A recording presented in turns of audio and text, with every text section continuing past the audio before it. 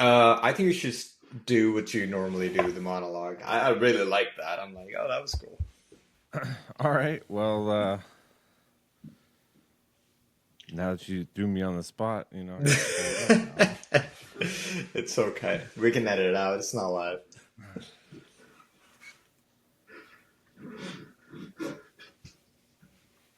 All right. Cool. Let's try this out.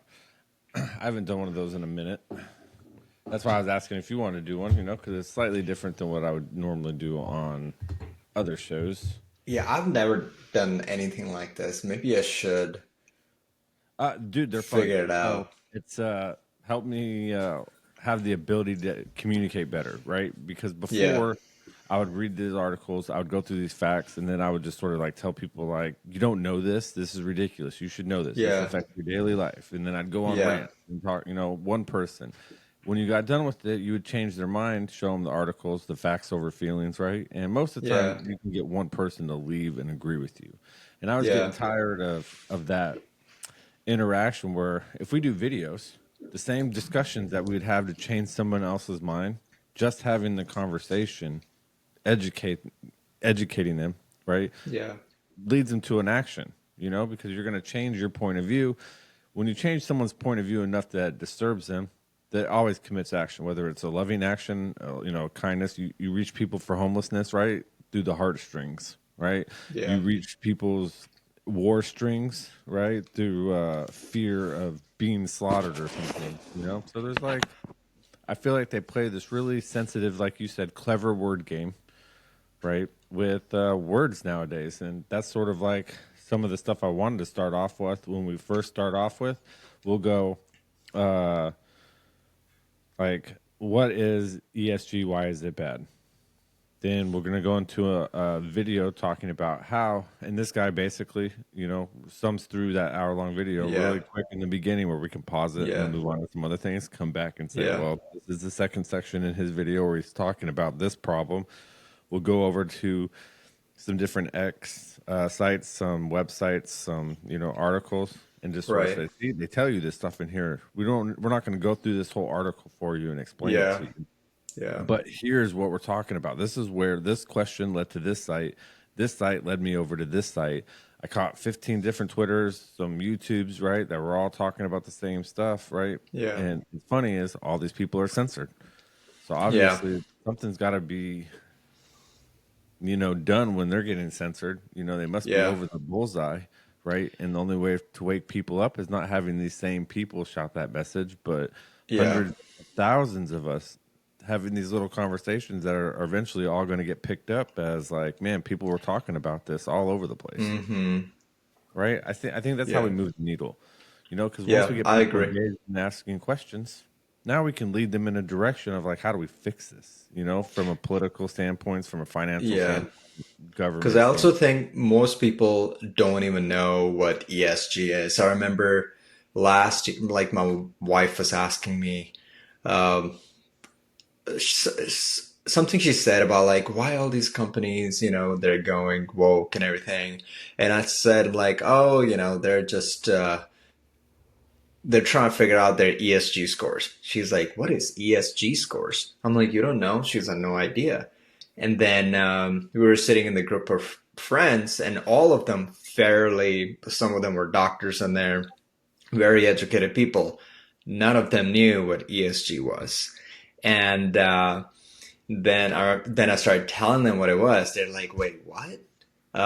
And then I remember sitting in a different group of friends, and one of my buddy, he's like, I don't know what it is, but I remember I went to my financial advisor, and his financial advisor was like, "Oh, you should have your portfolio lean more towards ESG friendly companies." And he started telling them, "Oh, ESG is like good for the environment, it's I social have a video on causes." that. That's funny you say that. I have a 3-minute video that talks about ESG financing and how it's a scam. Oh, it's a really big scam. Yeah. I forgot to send you um, a link. I found a way to later. So do you know Carl's Jr., Yeah, the restaurant. the restaurant? Yeah, yeah. So the founder of Carl's Jr., he has passed away, but as I found this podcast is of the CEO of Carl's Jr. and he was a CEO of Carl's Jr.'s from 2000 to 2017, and that whole podcast is about how ESG is scam. And yeah, I'm gonna send that to you. Maybe we can play a clip. He also did a 5 minute short video on ESG for PragerU. I'm sure you know PragerU as well, right? Oh yeah, So if you want, big we fans can of also play Prager. that video too. Yeah, 100%. I am trying to before I share anything. All right, I'm still just boom, picking that. All right, perfect. Okay, so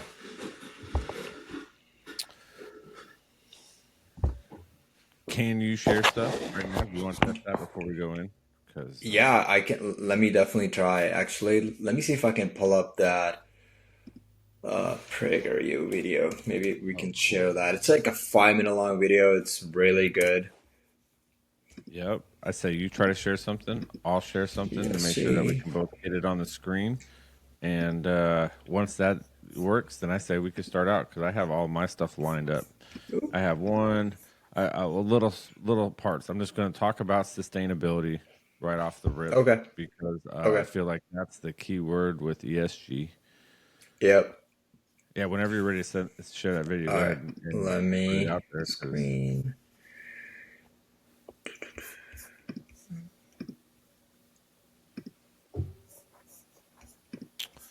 And then I have other videos ready to get pulled up. I gotta actually search for those afterwards because I found out if I put more than what I have on my computer right now, it crashes out Riverside. So Oh, we have like interesting. 1, 2, 3, 4, 5, 6, 7, 8,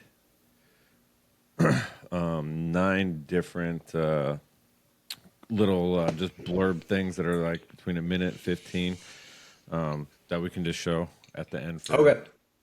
Cool. for Sounds proof. good. Oh, cool. Are you able Yeah. to see the Here. screen? Yep. 100%. All right. I'm gonna play this. Did you hear that? No. Do you have volume for it? There is a volume for it. Hold on. Yeesh,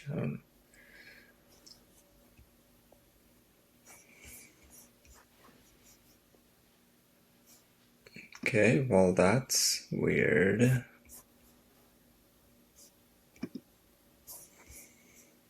I do see it playing though.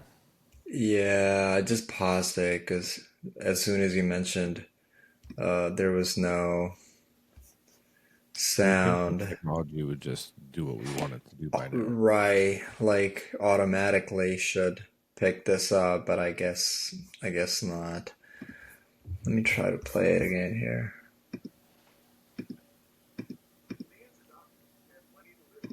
No sound, right? Nope. Nope. Okay, well that's not good. Um, I wonder if my okay. side has sound either. Go ahead. Let me send you the link. I want to see if you have the sound.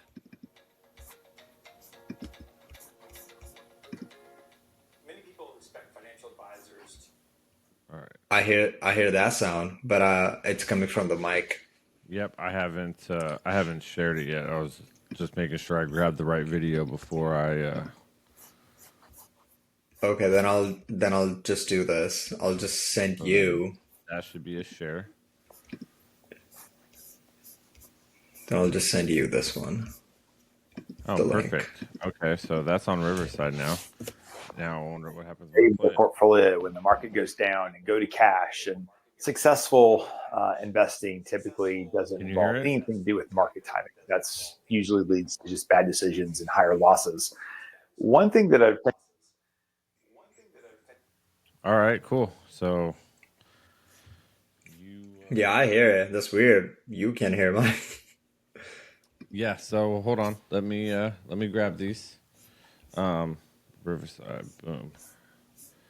Okay, so uh, yeah, that is weird, right? That's fucking weird. I also think something to do with my so my headphones.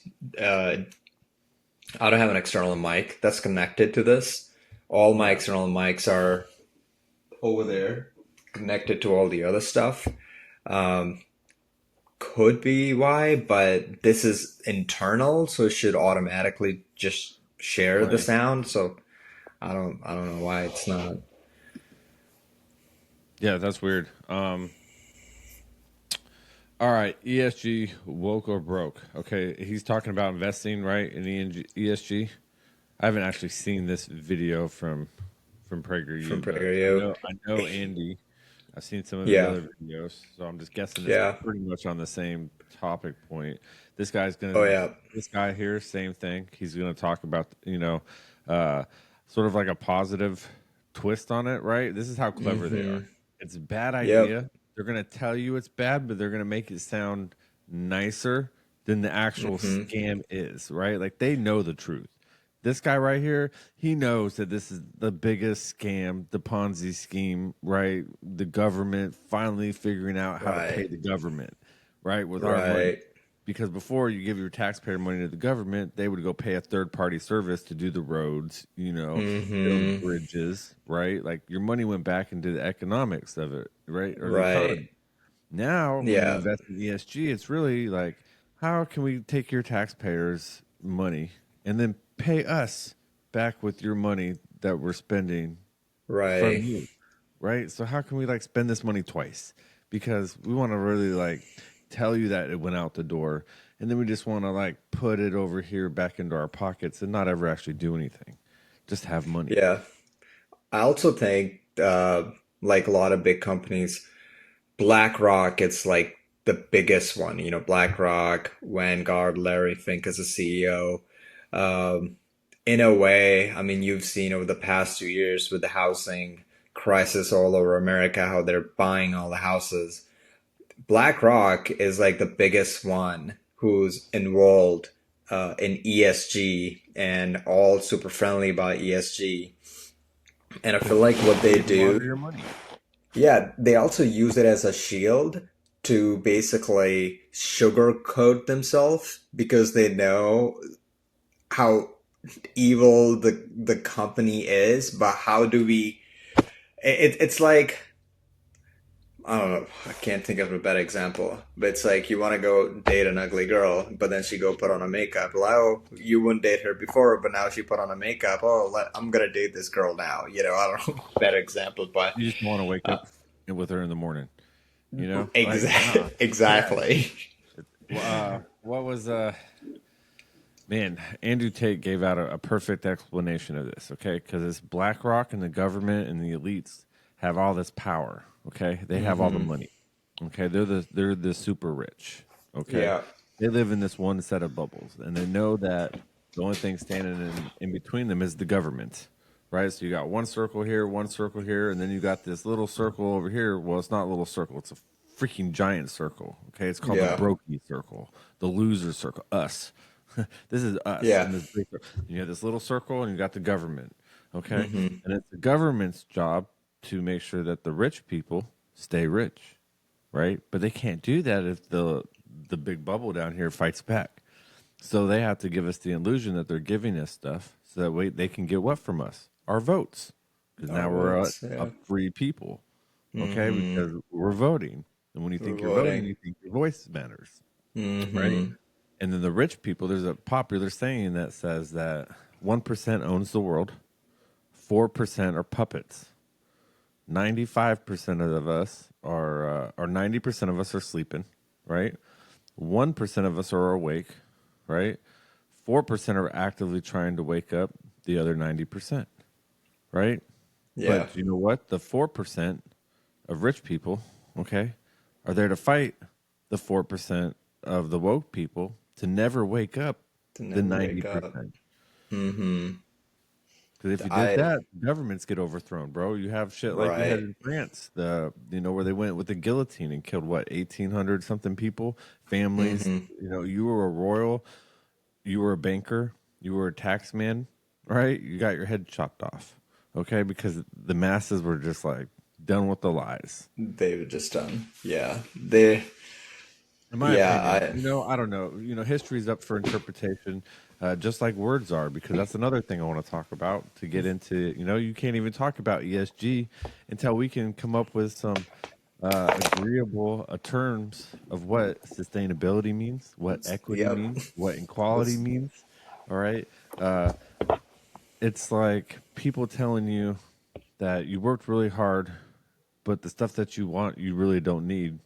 Okay, so you worked really hard to get that Mustang. You don't need a Mustang. You can drive a Honda Civic. All right. yeah. Or better yet, let's get you a bicycle.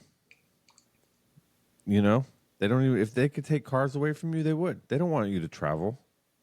That's how they control you. That's how, look at every other population that they're turning into these 15-minute cities.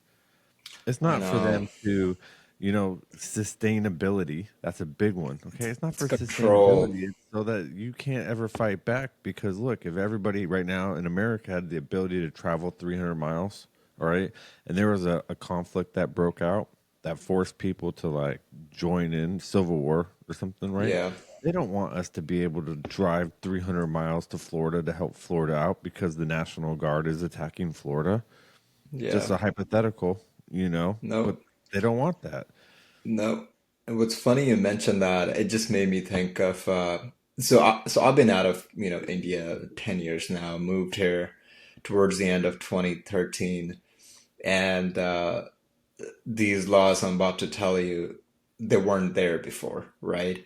Um, and buying a car in India, it's like a luxury, like very much a luxury. If somebody, You got if you status. and you, yeah, if somebody in your family buys a car, you better believe you're gonna keep that car for like long time, Three generations.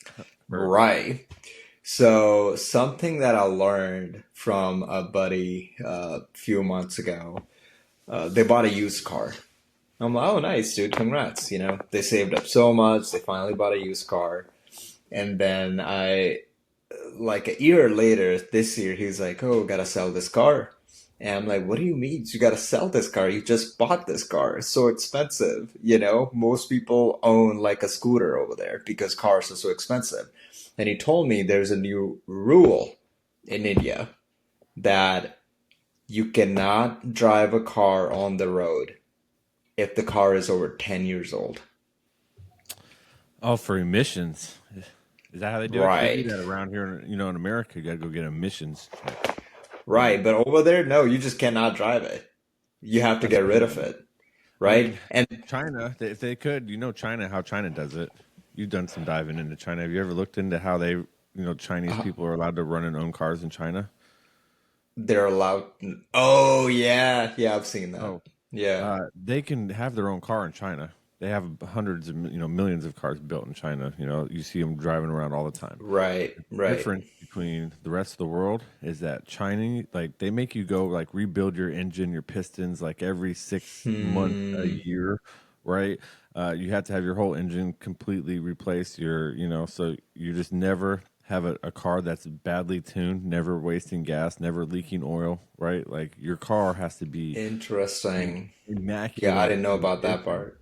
Yeah, so you don't really see messed Hmm. up cars in China, because they make them go through such a strict, right? But then they're out here making 700 coal plants just polluting the air. I know. I know. Right, Um, right. it's Thousands of coal mines, every processing plant steal acid, chemicals, right? Like they're just processing every resource, just polluting the air out. And what's funny, they either a lot of our steel industry, either China is buying it or the companies are just leaving, if they're leaving America and they're going to China. What was the one major merger that was going to happen a few months ago?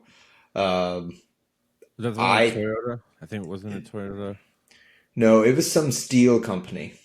Oh yeah, what is that? I have to look that up. It's some like massive major steel company merger that was going to happen, but Biden blocked it. Now, again, I'm not a huge fan of Biden, but that move right there, I'm like, I don't like too much government intervention in people's business, but that merger maybe wasn't a good thing.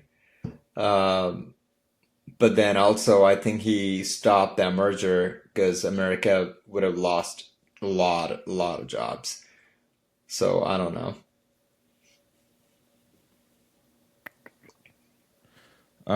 It says so. The only thing that he blocked in like 2023, so it might have been earlier than this, was semiconductor firms. No, it was this year, a few months ago. Steel, some kind of steel merger. I'll have to I go look feel into like. that. I Yeah, remember him blocking something from China. Um, yeah. yeah, Let me anything that they see. block, bro, uh, subject to conspiracy. All right, you know. 100%. Okay, like any action they do, whether it looks good or bad, I want to say subject to conspiracy. You know, like who's making Hmm. money on it from your end then, right? If you're not selling out the country for a little bit of something, right? Or just selling it out because you're going to get a piece of the pie afterwards, Yeah, then you did something good for us, right? That looked bad to the rest of the world. I sort of want you to explain that more than the shit I already expect you to be doing. right, right. Also found the article. If you want to see it, let me share it with you. Yeah. Can you share shit? Yeah, I think you could. It just doesn't have volume. yeah. Just in a All right. volume. Perfect. You So do that, there, and I will. here it is. So it was this one right here. Biden opposition to seal takeover. It has something to do with China.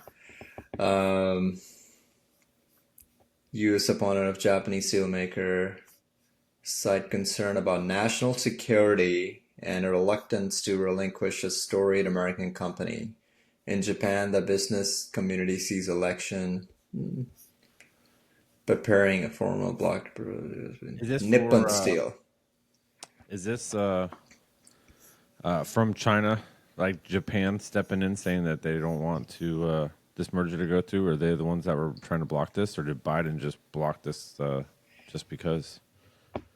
I Uh mean, I understand we got a big if steel factory, and you care about yeah, steel in America. Where are we getting it from? I mean, one thing is for sure. If China has blocked this, is well, I mean, if Biden has blocked this, is for definitely for a reason that's probably going to benefit him. It's also way too close to the election, so it would have 100% affected the employment numbers. That could be it too.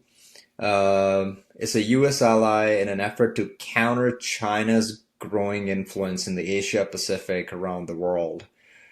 Washington has also been pushing Tokyo to align itself with the U.S. export. Yeah, I think it's something to do with China. It was either going to move to China, I feel like, and yeah, I don't know, but they You blocked can't it. give. I mean, that goes into this other article. Well, the first show that we got, so we could do like introduction, right, and sort of just say go through start our introduction, and then run right into. I need to pull up your ESG PragerU video. Sorry, my phone's in the way. All right, so let's do that. Let's start with go woke, go broke. Okay. American shit right off the rip. Then we can scroll into definitions of words real quick, and we'll share. I'll just share a couple links real quick, and then we can go save that China article for the share Okay. I have it. because that's going to go into the last little segment where I'm going to show how much carbon China's created, and then Hmm. a video on how many coal mines and articles that China's creating, and then that goes into right in the fact that they're trying to process everything. So, Yep. well, yeah, we'll start off with the truth about go broke, go broke. Hold on, I'm pulling it up right now.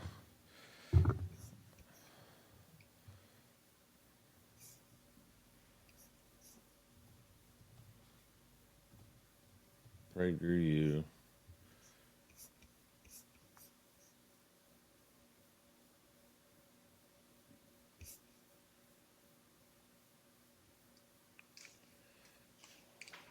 Yeah, she wants to be slow.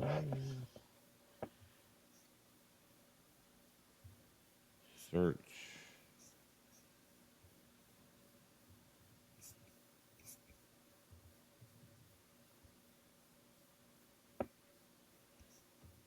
Woke to broke. Boom. 5-minute video. Perfect. Why do millions of people invest in retirement? All right. Let me share this one real quick. Just to make sure your Prager video works on your end, because we had difficulties with it. Okay. And then I say, let's start this. At least we got a good talk. I think we got a good flow going. Yeah, I think so. I think it's pretty good. All right, where's PragerU at? Go woke, go broke. Boom. Counts. Well, the answer is obvious: to have money to live on when you're no longer working. The best way for those accounts to grow is You to hear that? invest in companies that make a profit. Less profit for those companies means less money for retirement. That might seem like common sense, but it's becoming less common thanks to a new investment strategy called ESG. ESG stands for Environmental, Social, and Governance. If you're wondering what that means, you're not alone. Generally, Take a chill pill. All right, we'll back that up. why do millions of people invest in retirement? Pause. Okay, stop sharing. Perfect. I'm learning all this today, bro. So, like I did my test runs last weekend. I had like 3 guys on, so I know that we can do like 3 or 4. The guys I was talking to last week are actually subject matter experts in all energy. Like, Wow. blow my mind. The problem is like they're really old. They've been in the oil field for like 40 years. They're like in their Yeah. 60s. Yeah. And they're teaching me so much. It's hard to retain it all and understand it all, Right. because like this 40 years of being in the game, knowing the history, the Right. players, the background, all the Yeah. little political shenanigans that's happened over the last 15 years, where I've only been really getting into this the last 140 days. So Yeah. it's like, and to me, I'm like, bam, I'm down the rabbit hole already, bro. I mean, I feel it's crazy when you start investigating this stuff. You can't ever unknow the stuff you find. I agree. And what's funny is everything, what I'm realizing at least, everything connects and everything links to really sinister motives towards America, sinister motives about, controlling people. And it's very sad. And people really do need to wake up and open up their eyes um, about ESG. But the sad thing is, they don't want, like you said, they don't want people to know, especially of the ESG stuff. It sounds very good whenever they go to their financial advisors. So every single, I would say, I don't know. Doesn't even sound good. They're getting paid for it. They get a tax Right. incentive, right? Like their financial advisors won't even look at them if they don't bring in a Nope. portfolio of net zero.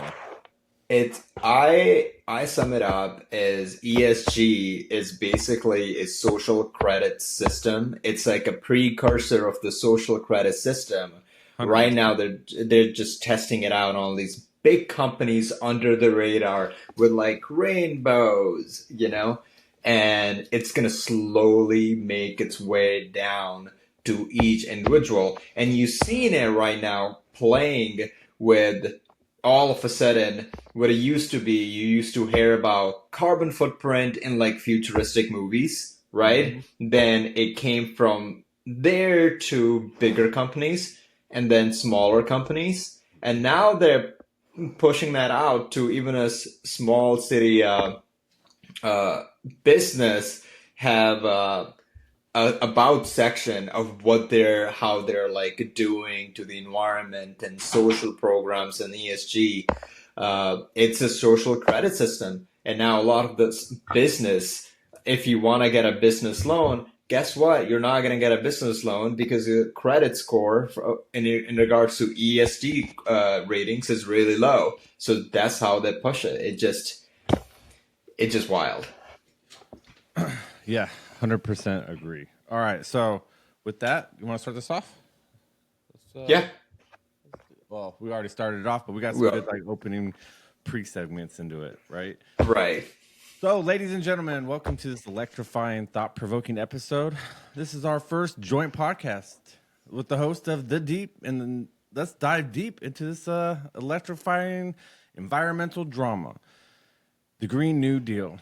Is it turbulent chaos? A natural disaster wreaking havoc across America? Hurricanes, floods, tornadoes, fires? Is it tale of conspiracy? Or messed that up horribly because way too fucking bad. It's okay. See, this is what happens when I don't have a producer. And I sent him home for the day because he doesn't need to be here because there's no cameras to run. There's just like the one little. All right, let's try that again. How often they come like to work with you? Oh, every day, bro. So Wow. well, they don't even come to work. I remodeled my basement for like a studio work, place. So my Yeah. goal is to not have them like ever here working, because if they're here working, they're not out doing work, right? Right. That's like marketing, website design. So anytime they're in town or they got a job for that, it should be like, all right, you're in the house for 2, 3, 5 hours, get the ESO done, get the website built, get all the Yeah. platforms linked up, make everything look great, and Yeah. then get the fuck back out and go find some more clients, because you're not going to find them, Right. you're not going to network, you're not going to meet people doing nothing, right? So in the morning they do like Right. their networking, their outreach, same thing. Like that's why I emailed you. That's all I do. I hit up a bunch of people that I've seen some shows that they've done that just started off, right? I'm not trying to hit up anybody big, because I feel like this is where we make a community, right? Is that Yeah. we get a bunch of us, a bunch of little people, right? And now we just start putting these shows out talking about big topics and issues. Yeah. Eventually we could just have our own network of live spaces like this, instead Yeah. of doing live spaces on X. Look how big Yeah. X, right? Massive. Imagine when someone just has a thread of videos where someone talked for 15, and they make great shorts, right? Yeah. When we get done with this, now we can break these up, put different shorts out, and contact them up, grub them up, and just force feed this information out there. Like, nobody wants to know, but if Yeah. you put it out there enough, multiple different ways, on multiple different podcasts, hundreds of thousands of speaking now. It's not just one guy at PragerU talking about it. Yeah. Now it's 100 of us. Next month it'll be 1,000 of us, right? The month Right. after that, 10,000 of us. Now, Yeah. and they're all giving their own points of view. And you know how the internet goes. The more you talk about it and people dig into it, the more information they find. Because the internet, Yeah. the people of the internet are the best way to find information on anything. Yeah. Whether it's fake Yeah. or fact, that's for like you to decipher after they prove their point or show their, their sources.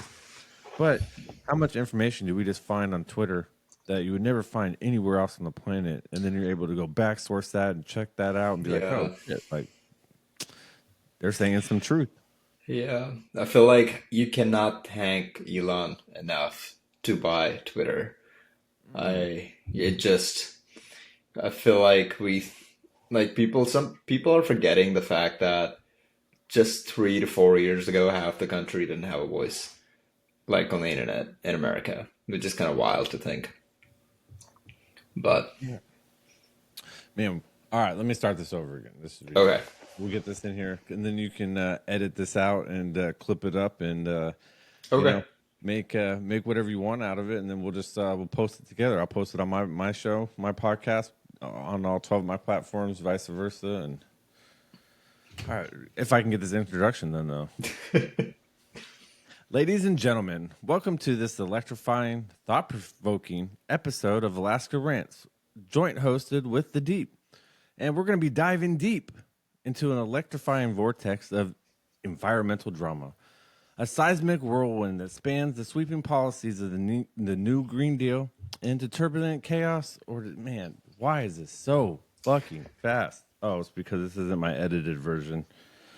Dumb. I've been so busy. I got 2 senators on last week, and Oh, dude, I wanted to tell you, you need to reach out to this guy He's running for state senate in Where? Seattle. In Seattle. Ugh. And do you know Jonathan Chu? Jonathan. Chu. No. Jonathan Chu. He's an Asian guy.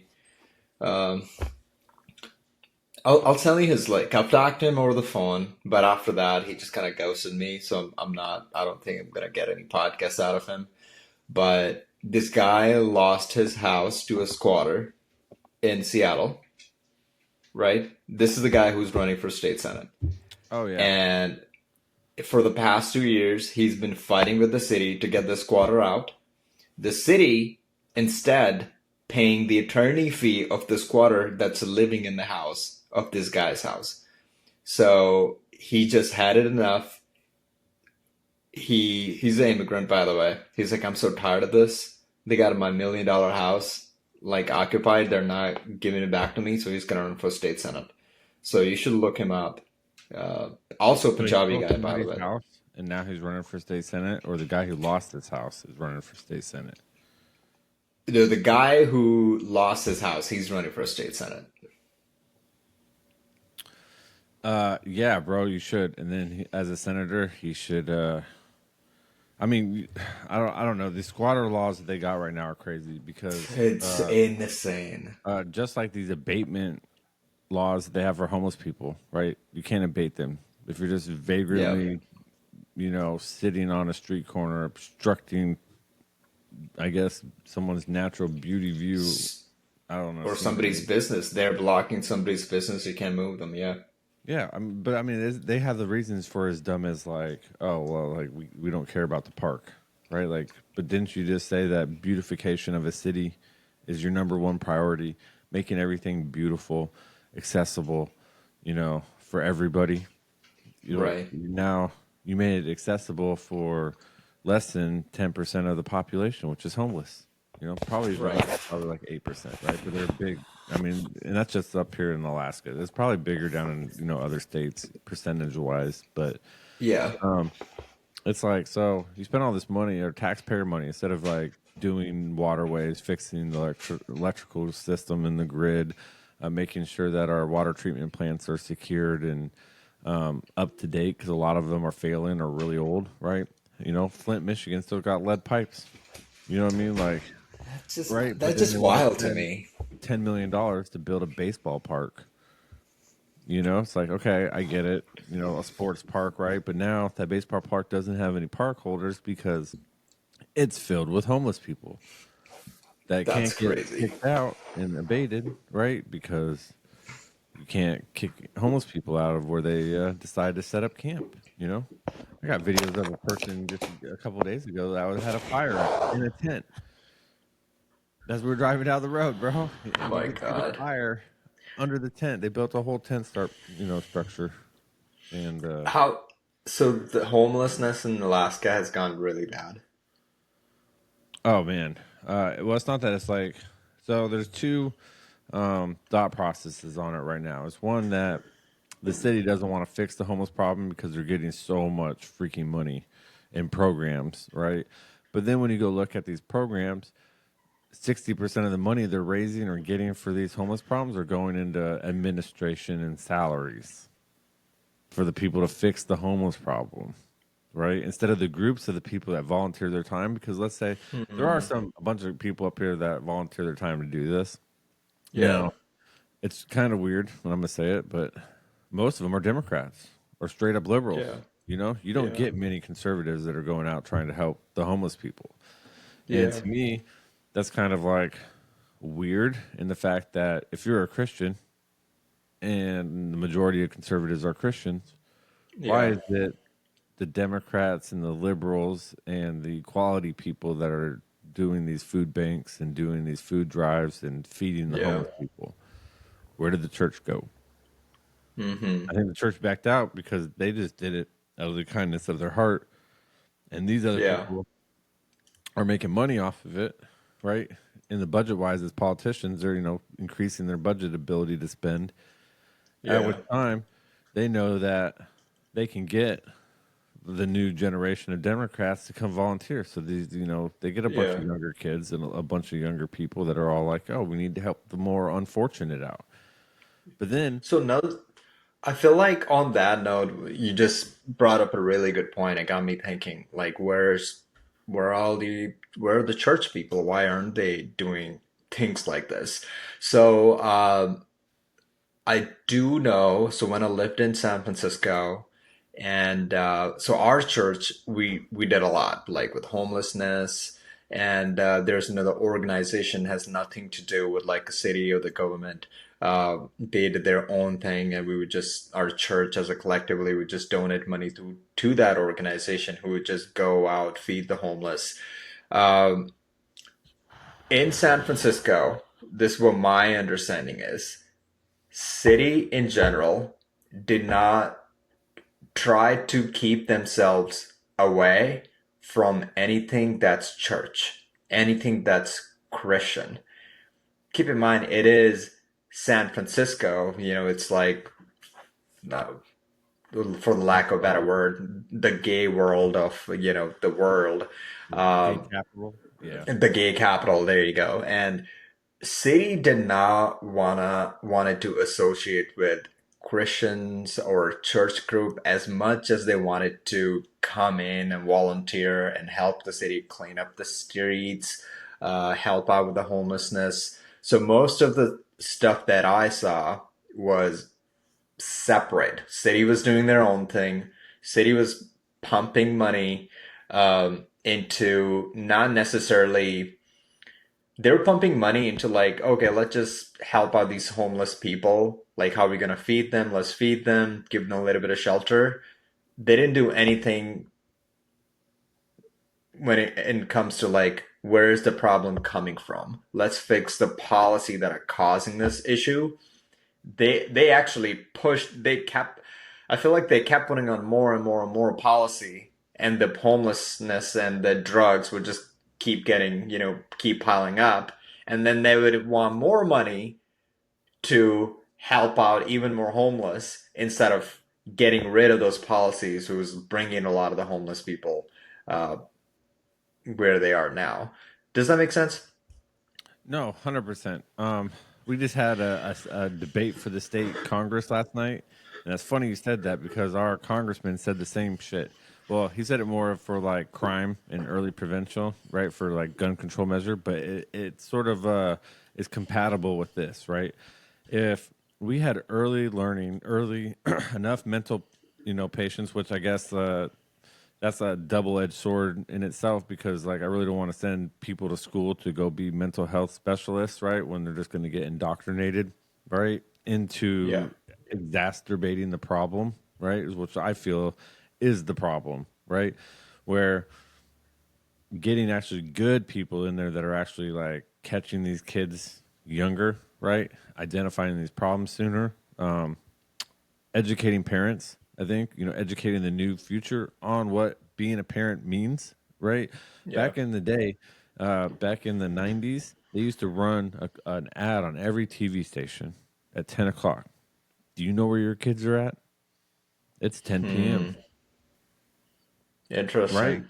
We should find And that they ad. literally would come out and be like, "Oh, that's an easy YouTube search for that."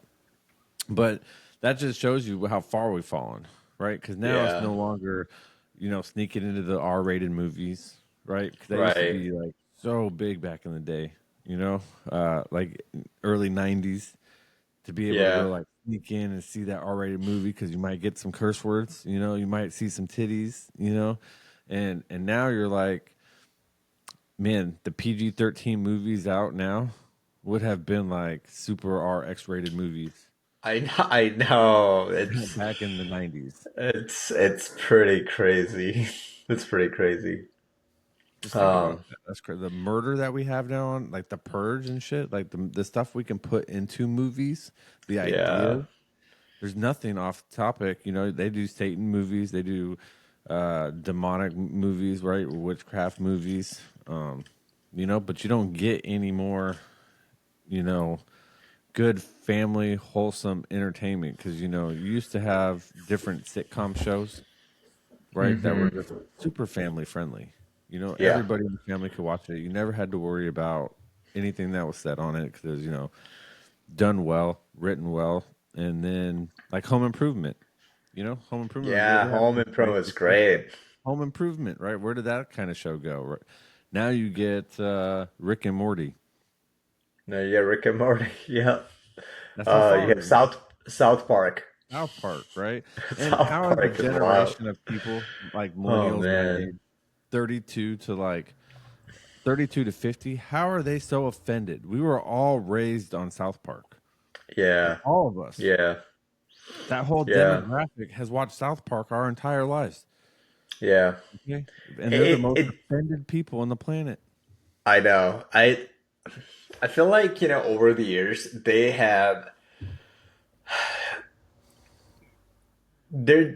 really are just replacing and destroying our American values and culture from the inside. And it doesn't just happen overnight. They've been desensitizing every mind to the point where no matter what you do, it's fine. To the point now, I mean, we have what's that podcast that's like really famous now? The Kamala Harris, she went on that podcast. Oh, call me daddy. Yeah, like I didn't even know. Yeah. I saw the podcast name. I'm like, okay, that's weird.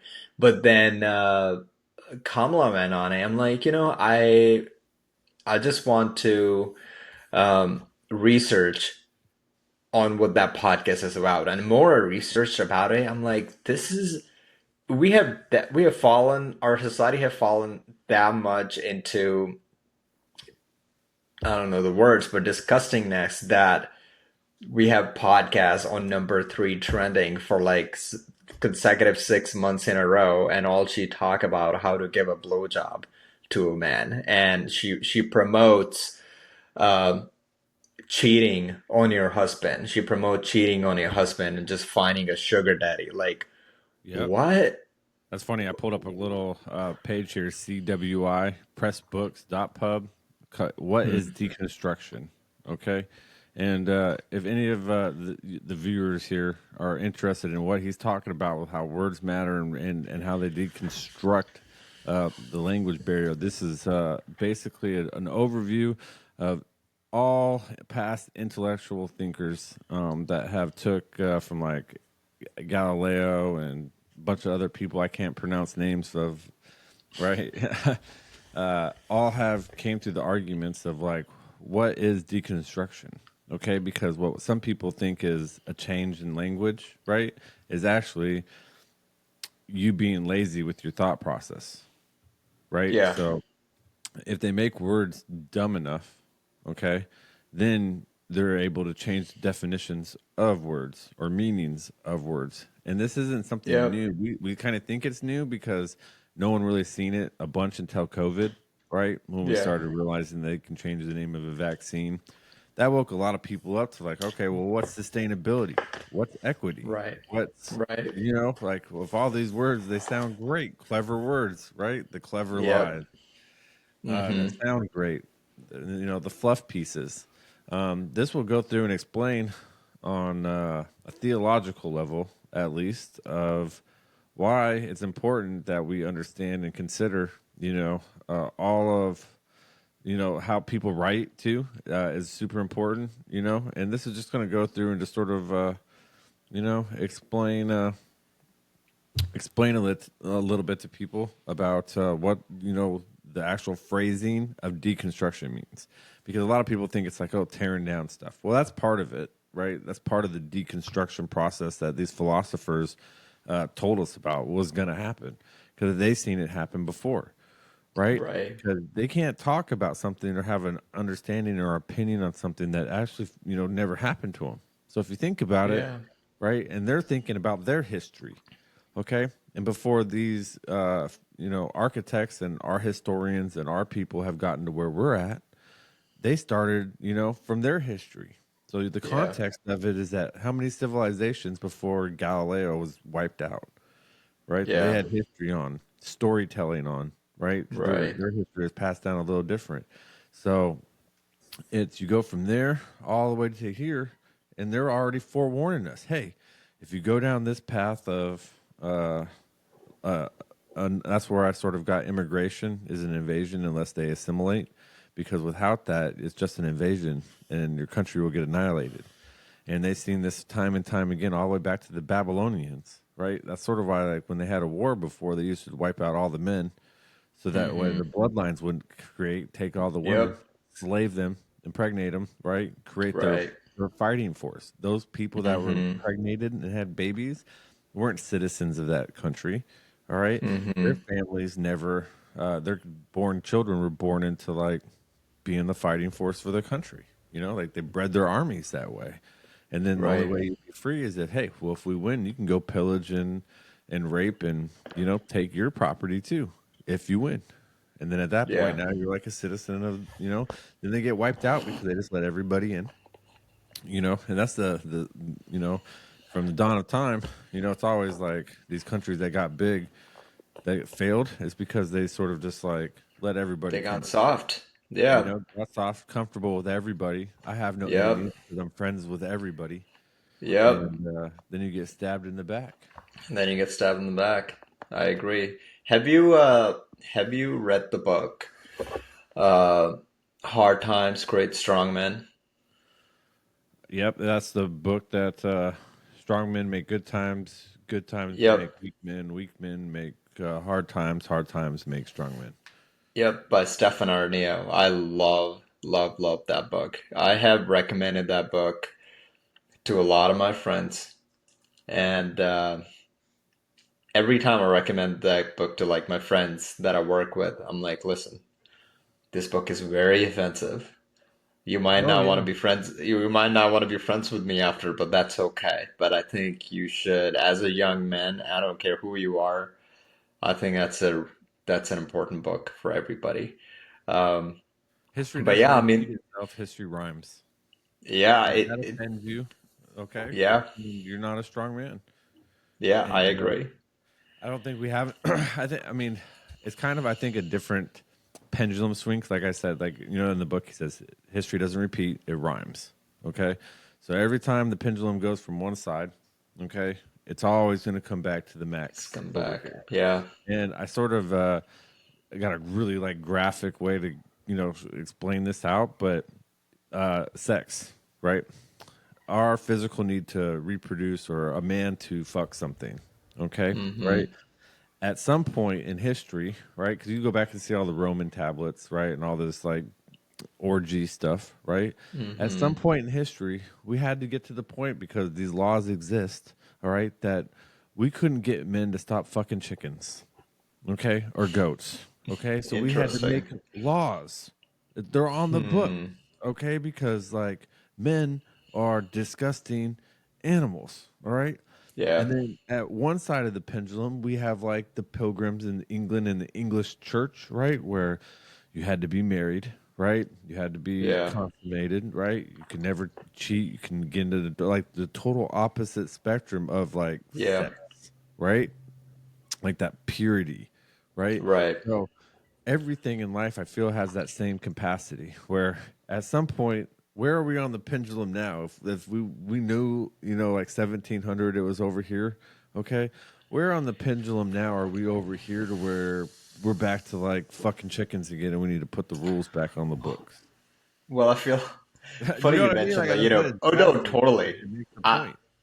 I agree. I think when you mentioned that, like people, having sex with goats and everything, I immediately started thinking of the Middle East because big part of Middle East, a lot of the Muslims, they still fuck goats all the time. Like And that's a nobody thing over cares. there, and nobody cares over there.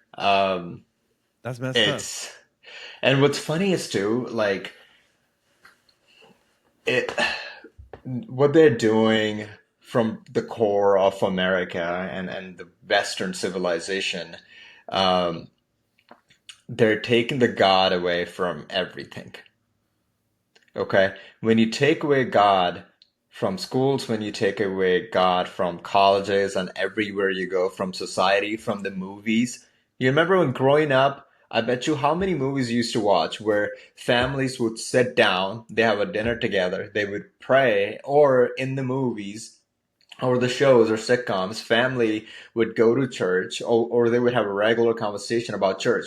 When was the last time you saw something like that in a recent movie? Oh, they won't because they're trying to break up that nuclear family. You know, Exactly. They uh, took that away. When you take that away, there's no fear. When there's no fear, people sin. They can do whatever they want. Orgies all the time, fuck whoever you want, chicken, goat, whatever, ham. I think when you take any God out of it, right?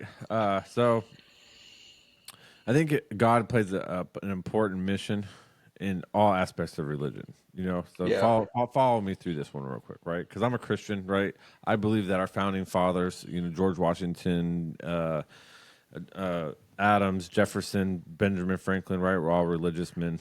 I think that most of the people that wrote the Constitution were religious Christians, right? Yeah. And they used that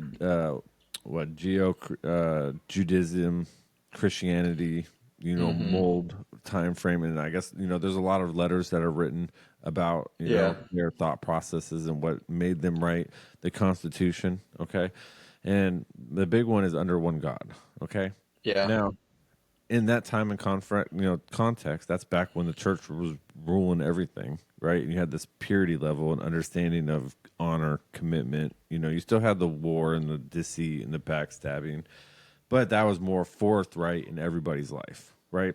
Just to Hmm. agree with context from back in the day. Okay. Today, I kind of feel like, all right, I still agree with the under one God because to me, and you can correct me if I'm wrong, what religion has more than one God? You're right, because the Hinduism. top of, well, isn't Buddha the top, the king of kings? So even if you Yep. go with Roman theology, right? Who's the head god? The one God, the God of gods, the king of kings, right? Zeus, right? And to me, isn't Hinduism the same thing? Like the God of gods, Yep. the top dude, the head honcho, right? One God. Okay. Yeah. If you're in They got. atheism, okay, you believe in one nothingness. Hmm. Okay. If you believe in Muslim, you believe in Allah, one Yeah. God, Yeah. right? So to me, it's kind of like they got us to all hate each other and we all are Yeah. doing the same thing. Yeah. Okay. We're all believing that we're all under one King of Kings, one God, right? Every story is a little different, but we still all believe under one God. So why are we taking religion out of everything? Right. You know, Right. it's not, I don't care if you want to do one or the other. And I would clarify religions not loosely. I would, take the specific, top five most followed, right? With the exclusion of like Satanists and stuff like that. Cool. You want to do it? We're not giving you a platform for it. We understand you're the Yeah. opposite side of the coin, right? Like, I don't know, a bad, evil, sadistic Hindu god, right? But you could go with like, uh, Thor, right, or Yeah. Loki, right, or some of these, Hades, right, as gods that were evil, right, Yeah. and that could be the other spectrum, but they weren't openly like worshipped by the people. It was like Right. Zeus and Helena, and, or whatever, right, Jesus, and Right. uh, obviously you could worship whoever you want on the opposite side of the coin, but you shouldn't get the spotlights. You shouldn't be the five options that are hanging up, publicly to see that, hey, Yeah. we all kind of agree on don't kill people. Okay, we kind of all agree don't murder people, right? Not like kill us in like a mob group, but Like, are murder. you saying we all agree as a religion? Yeah, basically on most religions, right? Like it's not like just you can't murder people, right? Well, I think.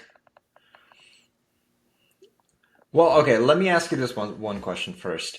Uh, Over the past 1 century per se, 100 years, which what are the religions that have been growing in numbers, and what religion is it that's have been decreasing in numbers? Do you know? Oh, I would say that Muslims has definitely increased uh, tenfold in the last Yeah. 100 years. Maybe not a Yeah. tenfold, but like fivefold, 5x, because they've been multiplying pretty steadily for the Yeah. last 1,000 plus years. And I'd say you're correct. Christianity You're correct on that. is dropping down, but I think Yep. that Christianity is only dropping down in the United States because then when I actually go here and you hear the stories or the videos of even migrants coming in, right? They're super Yeah. Jesus driven. You know, they don't really care about the government. You know, they're like, well, it doesn't really matter where we go, you know, as long as that, you know, we're believing in, you know, Christ and Jesus. So, you know, Jesus will save us. And, you know, so Yep. uh, What's I don't really know. funny you mentioned that too. Everything you said, you agree. I agree with. Um, yes, Christianity has been in decline for past 1 century, especially in America. Hinduism growing a lot, uh, Islam is growing a lot, Sikhism growing a lot, and there's so many other religions that have been growing a lot, and Christianity is declining like crazy, right? Even in America, Islam is growing like crazy, and all the other religions growing like crazy. And yes, even the people who are a lot of illegal immigrants are Christians. They're coming to America, but once they're in America, it takes either a few decades or 1 generation. The next generation, their kids are not following Christianity. um, why is it that in America it feels like Christianity has been under attack? Why is it? And I Yeah, will also go I ahead. would say that goes back to like the 1870s, right? With the guy who wrote the New Founder book, right? Karl Marx, okay? That said the first thing Oh, you have to Marxism, yeah. destroy, okay? The first Destroy thing you take, religion. and they told this us back in the 1900s, bro. Yeah. Before they started this plan in 1913. Okay, so this is Hmm. not a new plan. This is a plan that they've been exercising that they knew it would take generations to complete. Okay, because Yeah. they knew if they pushed too fast, okay, their movement would get squashed. Okay, and that Yeah. if they had nothing but time if they taught their generations, right? So now you're on like Right. the third generation of elite leaders, okay? The Right. deep state, the people that have Yeah. been planning this, okay? And they didn't know they were going to have so much help, but in the 60s and 70s, right? Because that's why it took so long to start with. Okay, because in the Yeah. 1913s, you had to do it slow because one thing that's different from us is that everybody was their own lawyer. Okay. Yeah. Think about that. We didn't actually start having to get lawyers until like the 1940s, 1950s. Because if you needed a lawyer, it was like a corporate thing, right? Yeah. Whereas personal lawyers and stuff really didn't exist because everybody knew your right, Hmm. right? We live by common law. Okay. Right. Don't hurt somebody, don't steal something, and don't damage or injure someone's person's property. Yeah. Pretty simple, right? Which is like that's the whole point on going back to like why Christianity is dying, okay, is because they started infiltrating the schools at high Yeah. levels, right? And then what they did is that they just had a select few of teachers, right, that changed the mind of some people in the 40s and 50s, 60s, 70s to start doing environmental protests. Okay, this is the whole thing. They planned climate change, right? Hmm. They have Climate tried. change, the whole Okay, thing they is have crazy. tried. That's the definition of words right there that you need to understand. Same with like stakeholders. Okay, Hmm. why uniform design on stuff. I got stuff I could share on that shortly, but that comes back into understanding definitions. You know, it all leads back into that because when you start going through those words on what sustainability is, you know, it's basically they're telling you that they want you to work hard, they want you to produce stuff, but they don't want you to spend your money on you, right? Like you don't need a couch, you could have a chair. Okay. Hmm. You don't need a car, you can ride a bike, right? Hmm. Because we're going to need this money, okay? Because we need to put it into a committee. So, And and the that committee needs to socialism, be, that's what it yes, is. that's what Yeah, they're trying to build, you know? that's literally what it is. And you can see Yeah. that in every state, every local state. You don't even need to look government, right? Big government ain't shit because if you had a strong local city government and a strong local state government, okay, the federal government would be scared of you, just like they're scared of Florida, just like they're Yeah. scared of Texas, okay. even though those states are constantly under attack in their power scheme of their Well, structure. that's why they're under attack. Yeah, but imagine if there was 20 of us doing it instead of two. I know. There's I 50, know. 50 states, 52 states, I guess you could say, but nobody fights back. So why would Nobody fights why? back. Yeah, nobody cares. They just let the federal government, and that's sort of like I feel like a statist viewpoint where they want the federal government to control everything. Where I believe that I'm a federalist, if you want to break down definitions, because I believe that we're like 50 individual countries. Okay, Hmm. 52 individual countries that is united by one military. The only Right. thing that matters. Okay, really, it's to me that's the only thing that matters is that the fact Right. that the government, the federal government, should secure the borders, right, and secure my safety inside of my Right. borders. Okay, I don't Right. expect them to save me outside of my borders, right? Like I think that's a American complex. Okay, I Yeah. feel like anybody that leaves their country should, you should feel secure in your country, You- and then you should just be, you better obey everybody else's laws because we're not going to help you if you break Yeah. those. I Right? agree. I feel like that's Just fair. don't be a dumbass. Don't go to like Middle Eastern countries. Expect people to come help you out, or don't go to Russia with what's With that one weed. girl? She went to Russia. She with the weed. Yeah, the Um, basketball chick, and then oh, we Brittany ended up Brittany Griner, Griner, and then we traded her for the Merchant of Death, Victor Bout. And Victor. Wow. Victor Bout. Now he's selling weapons to the Houthis now. Oh yeah, well, why not? That's Yeah. why Putin wanted him out. Yep. It's crazy. People are so I don't get it. It is But crazy. yeah, All it right, you is want to pretty jump into some wild. of these videos? Yeah, let's do it. All right, I'm gonna cut out. 16-fold energy economics advantage. I really wanted to get into this Mark Mills. If you guys haven't seen Mark Mills, I'm just going to pause I that. I'm thought gonna I did, but then I'm like, okay, no. I thought of a different guy that I knew, but I've not seen Mark Mills. I am just gonna show a couple little spots in his video because it's kind of a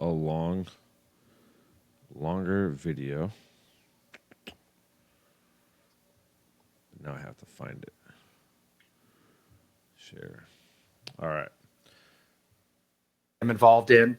I am interested in investments, but having been trained and spent my early career as a physicist, I tend to focus throughout my life, whether it's in the public policy or in the investment world, on underlying facts and Energy transition delusion, inescapable mineral realities. All right, this is Mark Mills talking about as we scroll up further. Okay. All right, this is the average cost of an EV car. So he's going to break down why uh, EV units, electrical vehicles, electrical transit and shit doesn't work, can't work because the fact that if you're planning on moving the entire population of world energy over, which is at 93%, you guys can go back and fact check me on all these statistics that I'm stating right now because we're not going to watch the whole video. But he basically is running through all of that, saying that 7% of the world's energy comes from coal plant. I'm trying to find his little power here. Okay, this is a perfect little thing. Coal, all right, is like 2% of energy, 3%, right? If you come down here and look at hydro and wind, it's that little blue and red little sliver in between biofuels, waste, oil, natural gas, and coal, right? And then you look at bio waste and biofuels and nuclear are almost 2 times, 3 times the amount of hydro, wind, and solar energy that we pull right now in the entire planet. Okay, the Wait, world. hold on. Repeat that again about the nuclear. So nuclear energy is twice Mm-hmm. as much. We create more nuclear energy in the world. Okay, at double the amount of hydro, wind, and solar combined. Right. The world produces 3%. The U.S. is 4%. of our power Hmm. structure. Okay. With the same, okay, now think about that. The world, out of our total uses of energy, okay, all these coal, natural gas, nuclear, biofuels, and oil, all right, 90%, 97% of the world does not use wind, solar, and wood. Only 3%. Yep. Okay. Yep. Out of America, out of the US, okay, 96% of our energy comes from coal, natural gas, Yep. nuclear, biofuel, or oil. Okay. Hmm. Now, if we were just to replace all of that with wood and go back to just burning wood, okay, it would result in a 2% decrease, okay, in power supply. So for the hundreds and hundreds of millions of dollars that we're spending on wind, hydro, and solar, okay, what's the cost of us just cutting down a forest and burning it for our heat and energy? Yeah. Just something to think about, you know? Yeah. Also, too, I feel like the wind energy, it costs more, and then there's so much waste on the wind, and it costs so much. Look up the cost of one propeller of of a wind. The what's that thing Oh, called? The windmill. well, this is what this is. That's funny you said that because this is the next state is the financial The enthusiasm, finance. right? And it's talking about achieving net zero in just 2050, how much it would actually cost, right? For sustainability materials to go just to hit 50% in electric transport, electric heat, energy storage, the renewable energy creation process, okay? Carbon capturing, sequestering, okay? And sustainability materials would cost starting today, okay, if we started in 2020, well, 2021 up to today, right, you would need at least $800 billion a year It's invested. crazy. $800 billion, okay? And the thing is, though, we don't have the mines to do it because they're all shut down, all right? Or we're shutting Yeah. down mines. So we would have to increase our spending, okay, by $1 trillion a year in mining, not oil and stuff like just to get the minerals to build the machines, the generators, the Yeah. semiconductors, the batteries, right? That's all processed material out of ore that we Yeah. mine out of the ground. All right. So if we're shutting down all of these mines worldwide, right, and nobody's renewing stuff, okay, and they have $1 trillion underneath the ground, okay, what would make you, I think we went to wars over less than that, right? So what makes you think the Way government less than wouldn't that. just wipe out a city because you're sitting on $1 trillion, but you won't move? Right. Right. That's like real. That's a real question. I'd like an answer to that because we just had a bunch of these hurricanes. We're talking ESG, environmental, social governance, right? And Governance. Yeah. now, if we go back and look, we can go and check out a bunch of these different. Let me go pull this up. Go So see, faster. that's the thing. There's so I like if you think about it, like obviously, the ESG like Larry Fink, Vanguard, they probably own 80 to 90% share of most of the 90 to 80 to 90% companies shares in S&P 500. So they're in a way is pushing ESG. They're forcing upon ESG on 80 to 90% of the companies in S&P 500 in America. Obviously, they got to that point. Larry Fink became a CEO, or BlackRock got to where it is because they have brains. They know it doesn't work for the long term. They know if they keep pushing ESG, it's going to cripple America. So the real question would be why, what are the motives? Why they really are trying to push these ESG initiatives to the companies. What really is the actual motive? And another thing too, you can maybe fact check me, but I'm pretty sure Larry Fink at BlackRock was at the forefront of the of the companies who pushed and moved a lot of our energy and energy companies to China, and it opened up the investment opportunities for a lot of the young investors and young companies to move to China. And instead of starting a new infrastructure related to energy in America, now all of them are opening those infrastructures in China. So it's okay for him, but for whatever reason, ESG doesn't apply to him in China, but he really wants to push it in America. So somebody need that should be the That's why actual they answer want it. too.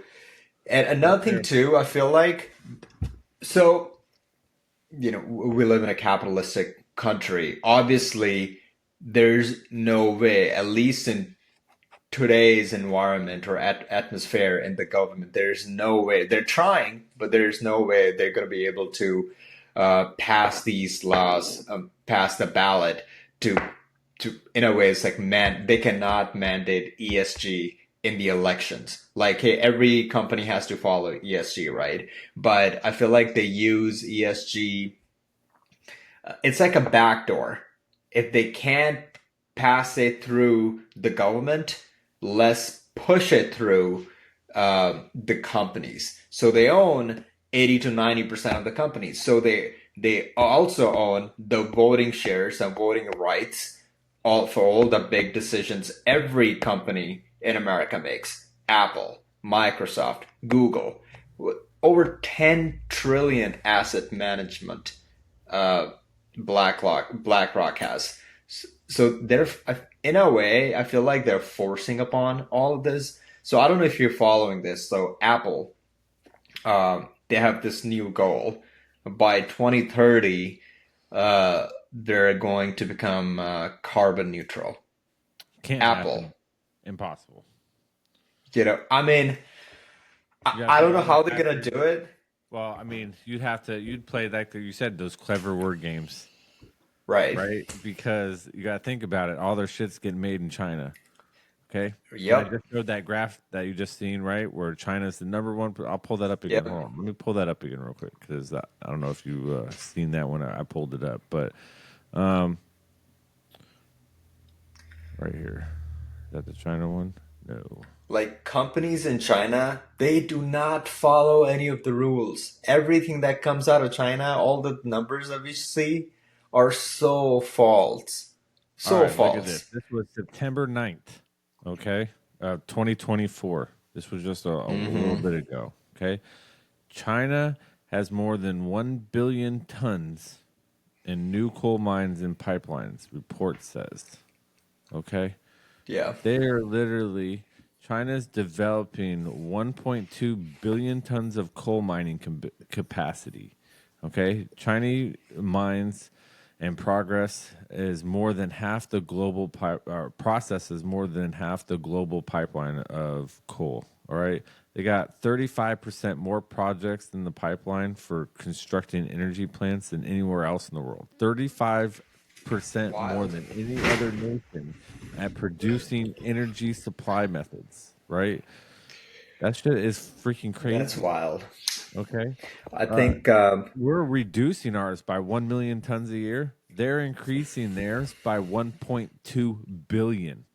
Wrap your head around that, people. do you know what they want to do with the Air Force by 2045?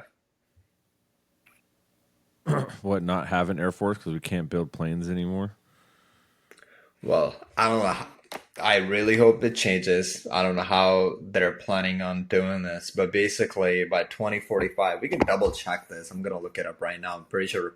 Remember reading something about it. They want to make Air Force fully uh, electric. How Well, are I you mean, going to do that? I don't know. especially when you're Air not mining. Force Well, I think they have big 2045. plans still for October, right? They would love nothing more than to somehow kill off, everybody in the planet to get to what their number is, 500,000 people. All right, so they want to kill off Yeah. like 9 billion people on the planet. All right, that's a huge number, bro.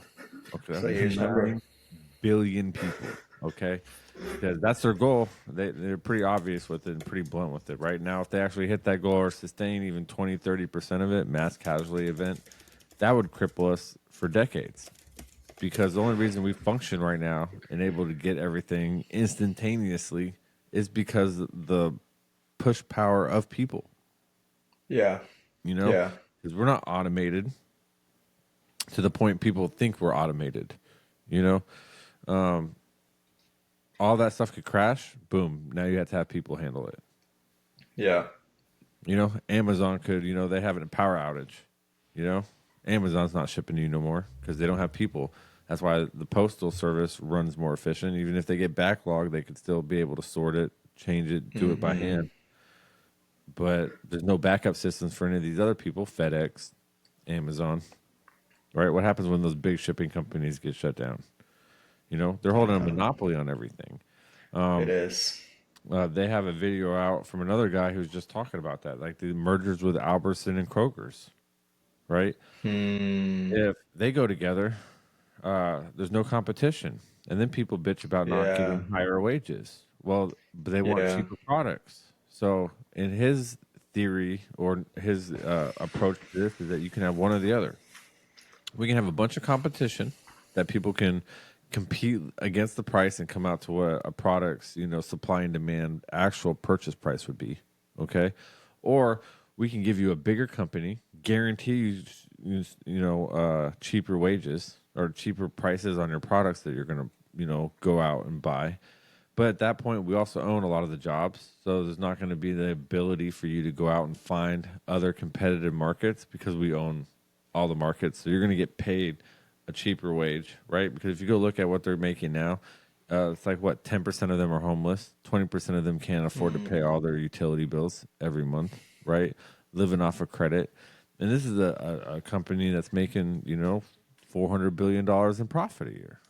I don't know if it's that much, but a huge amount of money, right? Yeah. I don't know. They're making a huge profit, and their only goal is to let's buy more things because then at that point now we can control the price of the item, right? And once they own the price of the item, now what do you see Walmart doing and Target doing, right? Now that they own it, there's no significant people out challenging them. Now their prices are getting jacked up. And you can see this for many years now. The prices in Walmart have been steadily rising because they know they can rise it to whatever the fuck they want because you're going to pay for it because where else are you going to get it? Yeah. You're going to buy it from Amazon? Cool, we're charging the same price. Yeah, the whole thing. Yeah, funny you mentioned that. The whole thing with the, you know how Amazon works, right? How if you have your product on Amazon, right? You can then, and then you have your own website. If your website has it for, if you're selling your product on your website for like, let's say $15.99, right? And then if you're selling it on Amazon for $17.99, what Amazon has a software, the internet crawler software. It all within it says like few minutes, it'll detect that you lowered the price of the same product on your own website, few dollars or few cents low. It takes away your buy box. You know what I'm talking about? Yeah, so Have you won't be you able to just buy it outright. you just so basically I used to notice this. I'm like, why I can't buy this? So I would click on a product on Amazon, but there was no way for me to click on buy now or add to cart, and instead it would give me option see other products. But it was the same product just from a different person selling it. Exactly. What Yep. Amazon does, it takes away your buy box.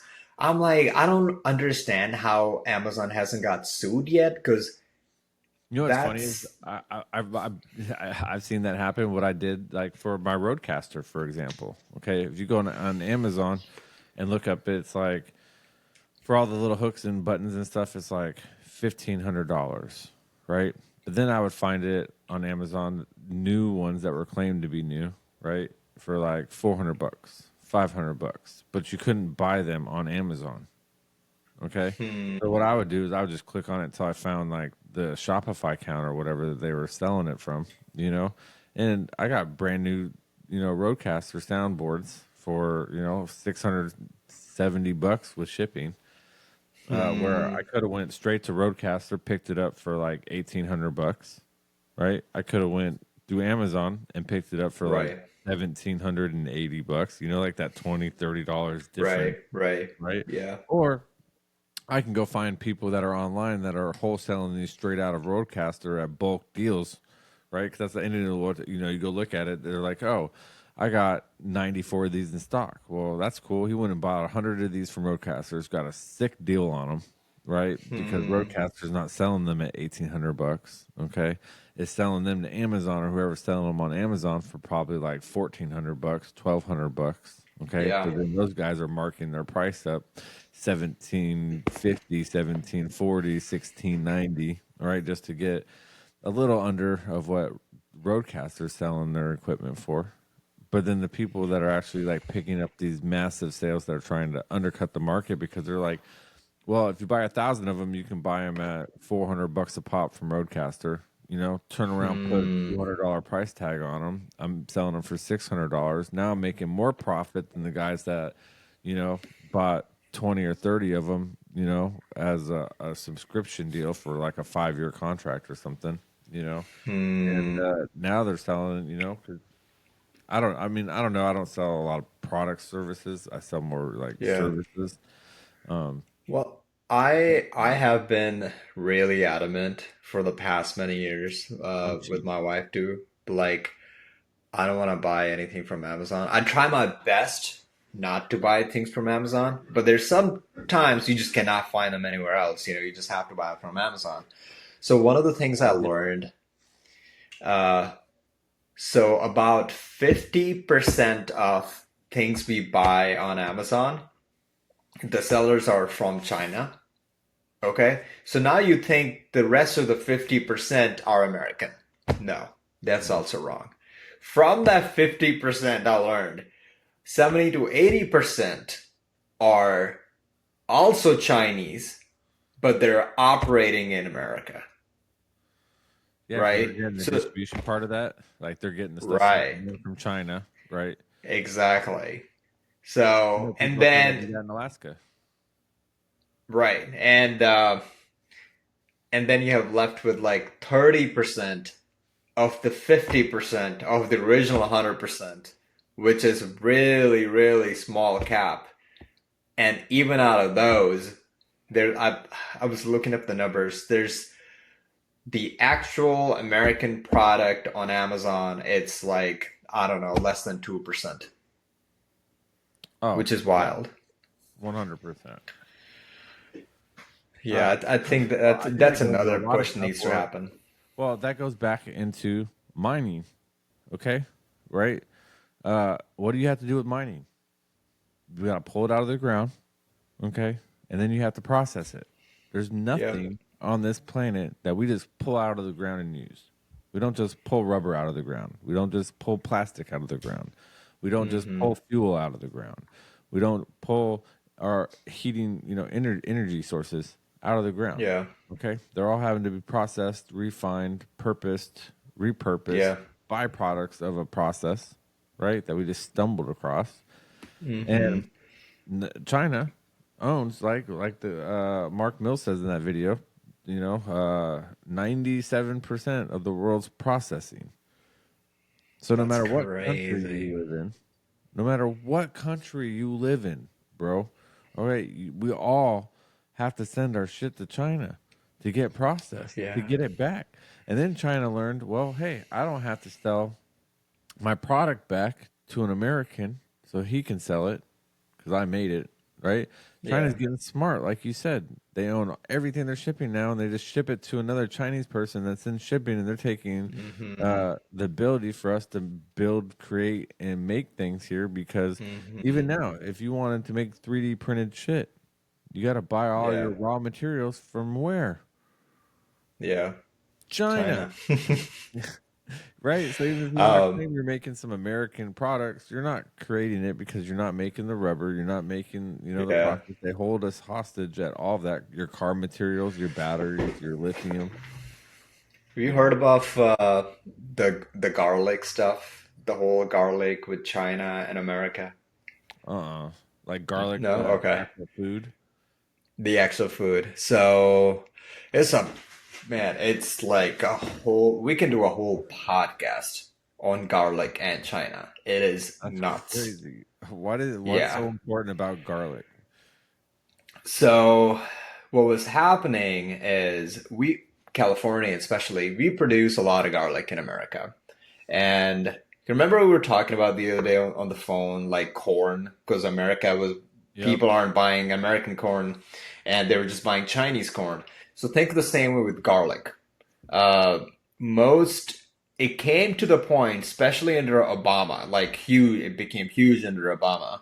Uh, American farmers all across America, not just California or other states nearby California that was struggling. Uh, they were saying they keep getting undermined by all these Chinese garlic that's coming into American markets. So nobody's buying their garlic because Chinese garlic is everywhere, right? Like it is just crazy, right? And so Trump came into the office and he made some kind of law which blocked the import of Chinese garlic. So our farmers, the garlic we eat, we get it from our farmers from America. However, prior to that was happening, there's a lot of big farmers in California, a lot of other states. They were fighting against China, and they were, reaching out to the governor, reaching out to the state senate. They were, bro. I'm telling you, we could do a whole podcast. We should definitely, maybe, possibly do this. This is a whole documentaries they made. They were getting death threats. They're blowing up plans, like killing people. All somebody was calling shots from China, right? For And it garlic. didn't stop. All because of garlic. So what's funny, when Trump came in, he blocked the import of Chinese garlic. It didn't just stop there. So now then what China started doing, China now also has other distribution center in like Indonesia, Thailand. So what now China does, they ship their product to Indonesia. And Indonesia, they're like, oh no, it's made in Indonesia. Yep. So now we're still getting Chinese garlic, but we think it's not from China. It's from It's India. from like Indonesia, or it's from other countries. It's one of the things I think maybe we should possibly do a podcast on this in the future. Farming and China. It doesn't just stop with the garlic. It's the soy, it's the corn, it's the garlic. Oh my God, I can't even. I can't. It just Oh man, they're undermining every sector. you're gonna love this.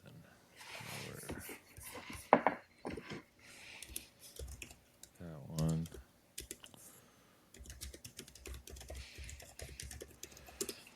I wish I could name these on the tab because I have like 15, 20 different tabs pulled up. Okay. So that way I could just click on them and share them. And I wish that I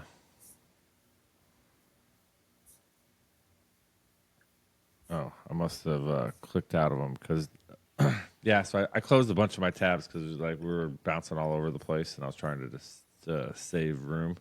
But I literally just had a post up because I was going to finish off like if we were going to go through like the storyline of what we had originally planned, but we kind of got off topic on a couple things, and it was cool. We did. It's totally fine. Little learning curve to be able to do a show on the same topic from start to finish, and I get that. Normally, from my experience, it takes about 4 or 5 of these little get-together shows that we do before we're actually like Until able you to flow figure it out. and be able to share stuff back and forth on our video screen. But it basically Yeah. was how much farmland China owned. It was In America. yeah, it was literally just It's But yeah,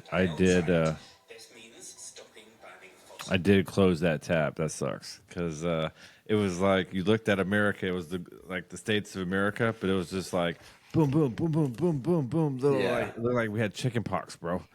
Okay, and it was like the entire United States. And then and the other apps that the other dots were blue dots. Okay, and they were all the Bill And Gates farms.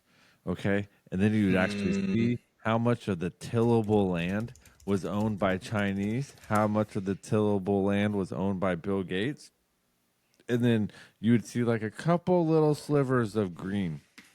Okay, hmm, all the American free farmer land from farmers, and it's embarrassing, that bro.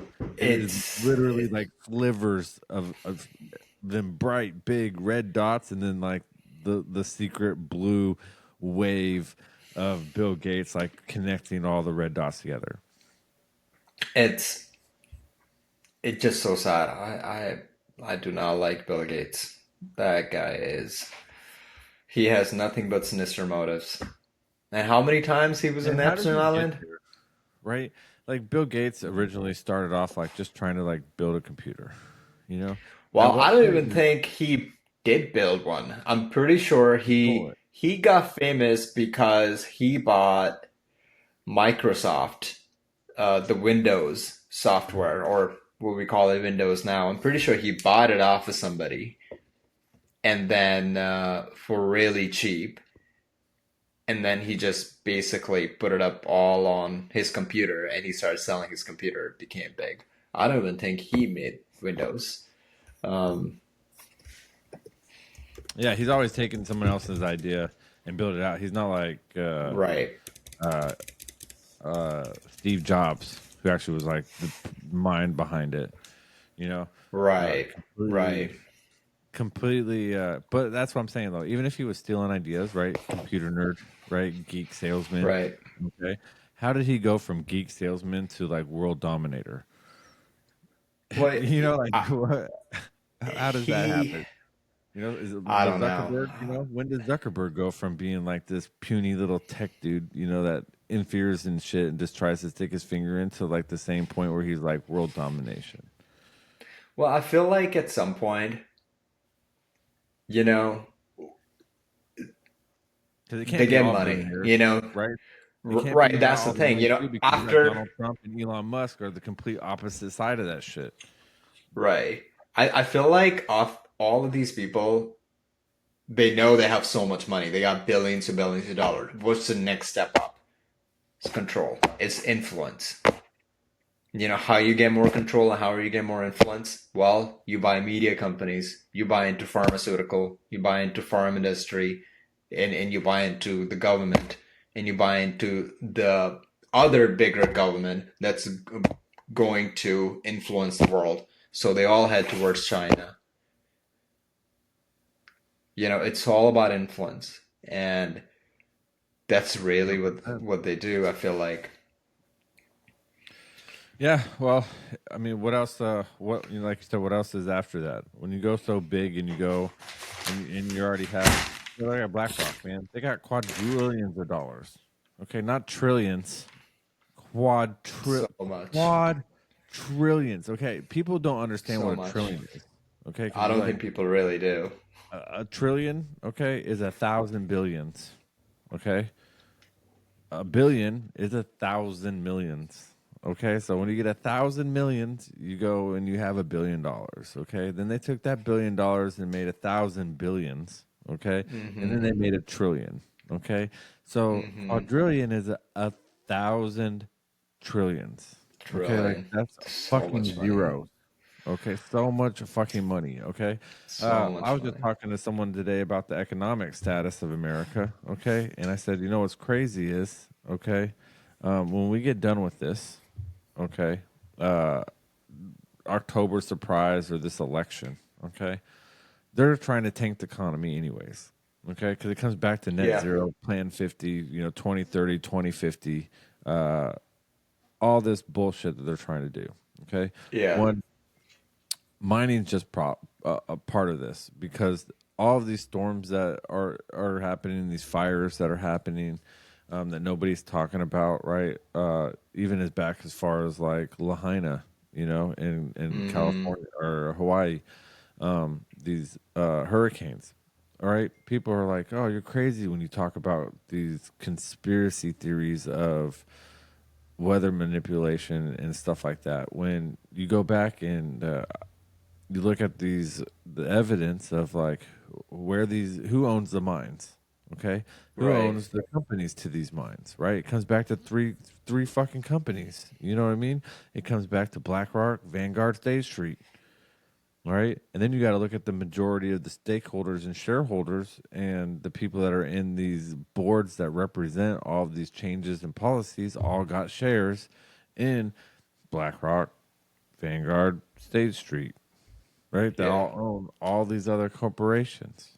Okay. And Yeah. then these companies can't fund their movements, right? Or get their message across or get ballot measures crossed, right? Like, so for example, they were trying to get that mine in Kingston and they couldn't get the mine appropriated. The local government was fighting them. The people were fighting them, right? They weren't going to move out of their house. They weren't going to allow the mines to expand.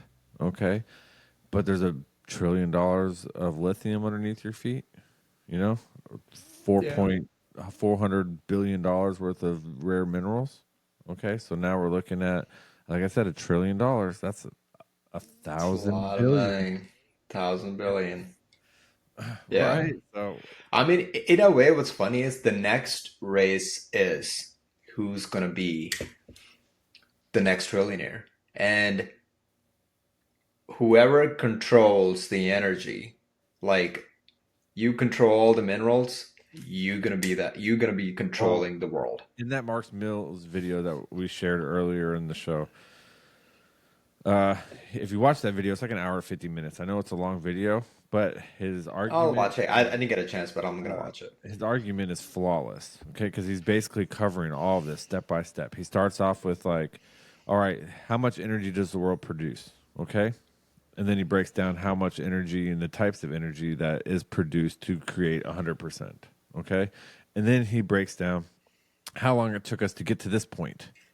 Okay, and how much recorded raw materials that we actually pulled out of the ground to get to this point. Okay, so he's just taking factual data from Yeah. the world. I can't remember what report it is, but they give the report out to the world leaders, world scientists every year. This is Yeah. how much coal, rare earth, gold, silver, copper, lithium, right? Like, and he names a bunch of different raw materials out, right? And he's like, "This is how much we pulled out last year. This is how much they sold for. This is where we sold them. This is who processed it. This is the materials that were processed out of everything that we made last year. Pulled out of the planet, right? Right. And this is how much money we spent to do these projects and these policies and these policies, okay? And if you're stating in this report here that you want to get to 2050 net zero, okay? Let me tell you why this is complete bullshit. Okay? Because if you're using the math and the statistics and the data that we have right now, we do not have the ability to process the raw materials right now because you're closing down all the mines. Okay? Yep. So worldwide, we're closing down mines, okay, and only opening them up in specific areas like Africa, right, where we have slave labor and unethical mining practices, okay, because they don't want to send a corporation that's going to go put a bunch of machines in there, do it efficiently, Yeah. pay a fair wage for their workers, right? Because now that cuts into their $1 trillion, their 1,000 billions, okay? They're worried about pennies. That's how greedy these dudes are, right? It's Think about that. That's yeah. how greedy they are. They'd rather have you So and everybody else on the back slaving them so they can make these resources and make all these products. But then they're like selling you the lie of socialism, sustainability, right? Where they want you to work this hard. They want you to go put your 40, 50, 80 hours in. You break your back, but they want to make sure that you don't own the property that you're going to go home and live in. They want to own it. They want to make sure that you're paying rent to them. Okay. They want to make sure that the energy you're consuming every month, okay, is penalized on how much you use. So if you use less energy, you pay less energy bill, right? So instead of paying an average rate of 20 cents a kilowatt. If you use less energy than the most person, the average, right, we're going to give you a 25% discount on your electric bill. If you use 20% over, we're going to charge you 17% more per energy cost. So if you're using more energy, Discount. That's the same way they want to tax you. You make a little bit more, you get taxed more.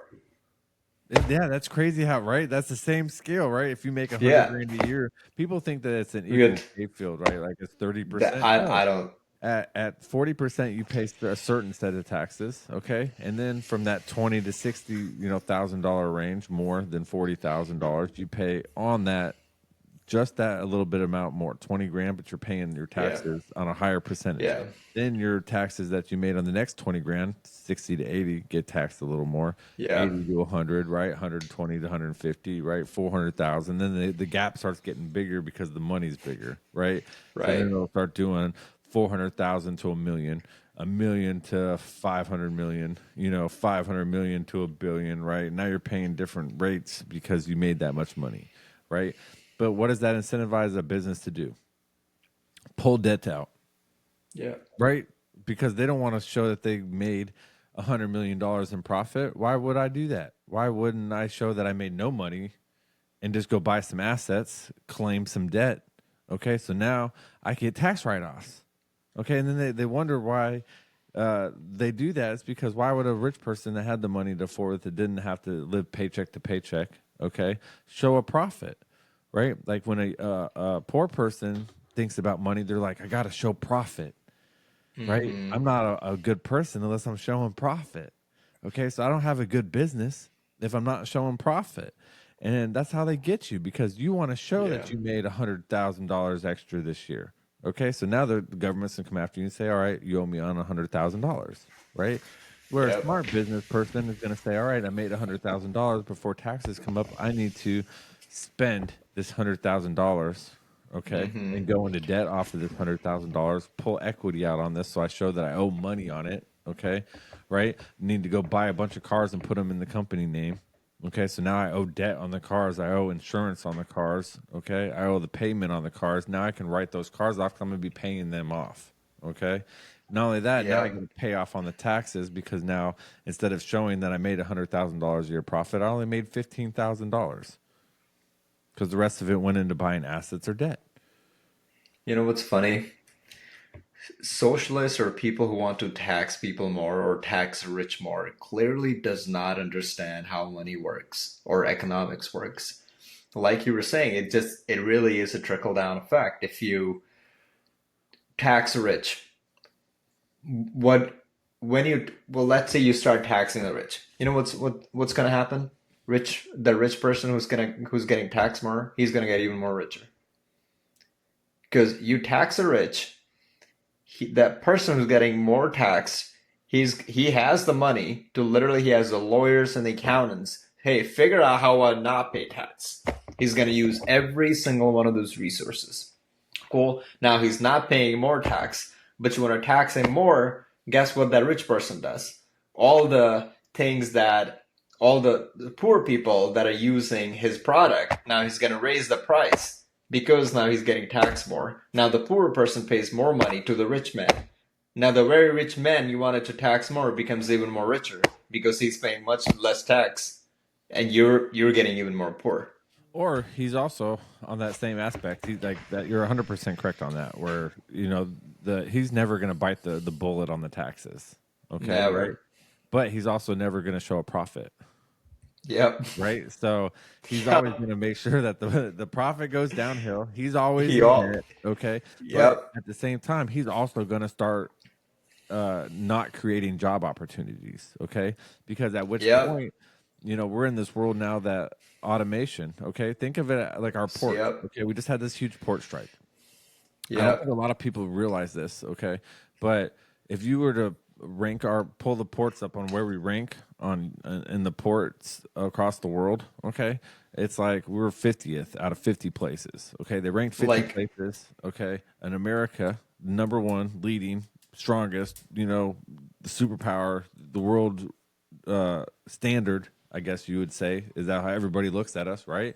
Why do we rank dead fucking last okay, on the efficiency, the time rating, whatever their rating system is, okay, for ranking ports, okay, we're dead last, okay. Not only that, every port in the planet basically automates their ports. Every planet, every port in the entire world, except for us, okay, that have like an estimated, I think like 30% of our ports automated, okay, don't automate our ports. All right, maybe that's a big reason, that we should look at, is that maybe we don't need, all these longshoremen. Maybe we can automate shit. One, now we're taking these unions that have all this power to be able to cripple us, right? An American union, okay, an American people, right? And I get it, their job's hard. It's not easy. I'm not saying that they don't deserve it and that like, oh, go learn another craft, right? Because that's kind of hard to do, especially if you've been in it for 20 years. Where else are you going to go? What else are you going to do to work? Well, then that's sort of like our problem, isn't it? We need to find solutions to how we can innovate and grow with the future, because automation's coming whether you like it or not, I and agree. at that point, I hate like I don't agree with that. I don't think this will ever come to be as a norm that doesn't destroy society. But universal basic income, that comes back to that socialist problem, right? Where now that's where they want to push us, right? So if they automate everything, then they could say, all right, now we're going to do minimum wage increases and universal basic income, right? And you see this problem in Canada right now because they just started introducing this like a year or two ago, where they have What? in Canada a universal basic income, which is like the government's guaranteeing you $3,000 a month plus whatever house you're in. Okay, Where are they gonna get that money from? the hardworking Canada's all. Canadian people. Okay, so you had a person that Oh went my viral the god. other day because he basically told Justin Trudeau, their president or prime minister, right? He basically told them to his face that, hey, these programs don't work how you think they're going to work, because you're going to end up having everybody quit their jobs. Because I'm really close Yeah. to quitting my job, and I'm a construction dude. I'm out here building these roads and maintaining these, equipments, and I make everything happen. Okay. I go to work every day because I like to go to work, not because I have to go to Right. work, because I could be like my other three neighbors and he blasted them out, that live on the street, that refuse to do anything and get a job doing anything because they're going to lose their free money, lose their house, Right. because they're going to be in the same boat I am, where I'm working, 50 hours a week. But if Yeah. my kids have to go to the dentist, okay, now since I'm working, I owe $50 per kid to go to the dentist, even though you're taking out of my paycheck my medical care to pay for my three neighbors that refuse to work. Okay, because if they work, they're going to make less than $3,000 a month, and then you're going to tax them on that $3,000, and then you're going to require them to pay property insurance and medical, co-op fees or whatever, right? To go to the hospital or the dentist. And they're like, well, it's just easier for me not to work because now I don't have to pay for any of my medical stuff. I can just go do it, even if it takes a while or it's shitty and it, doesn't, I'm getting the services done. Yeah. It's kind of messed up. And that's, you see California going through the same shit, right? Where all these employers are either automated or moving out. They're forecasting that McDonald's, all these fast food joints, okay, go out of business here if they don't automate here in the next like 3 to 5 years. They're just Well, not they're going to gonna be able have. to They handle kept it. pushing the $15. Now they're pushing for no. So I remember when they were pushing for $15 minimum wage, and they finally got it. Now the very same people are pushing for $30 minimum wage. Mm-hmm. Right. And I don't think that's the way to go about it. I think if America wants to change for like a fair labor, but still keep corporations and shit, I think there needs to be a profit sharing, owner, like, so if you work in there, like employee owned, right? Okay. A lot of places claim to do this, but then they're only giving their employees like 1%, 0.5%, right? Whereas some of these jobs, so let's say you build a bridge, okay, and the Yeah. company got paid $400 million for that bridge, okay, but now you got employees that go in, and the company will come out with the argument, oh, well, we bought the equipment, right? We own the equipment, we own the building, we own, all the processing and paperwork and procedures and the name of our company. So obviously you don't deserve as much, right? Because you didn't put the value in, right? Where I kind of feel like that's kind of bullshit in itself, because like let's think if you're an angel investor, and I might be wrong on this whole thought process or theory of mine, right? I don't know, because I haven't had enough people answer back or talk to me about it. So, but to me, it's like if I'm an angel investor, okay, and you needed help building your company up, so I gave you $500,000 for 20% of your company, right, or royalties, okay. But then I stipulated in the contract that, okay, cool. Once you start making money, your payments back to me are paying me back for the $500,000 first. All right, because I want my $500,000 back. At which time, when we're done with the $5,000, a $500,000 investment that I gave to you, once you pay me that back, then I'm going to be entitled to 20% of your revenue after you pay for your expenses and shit, right? Or a royalty.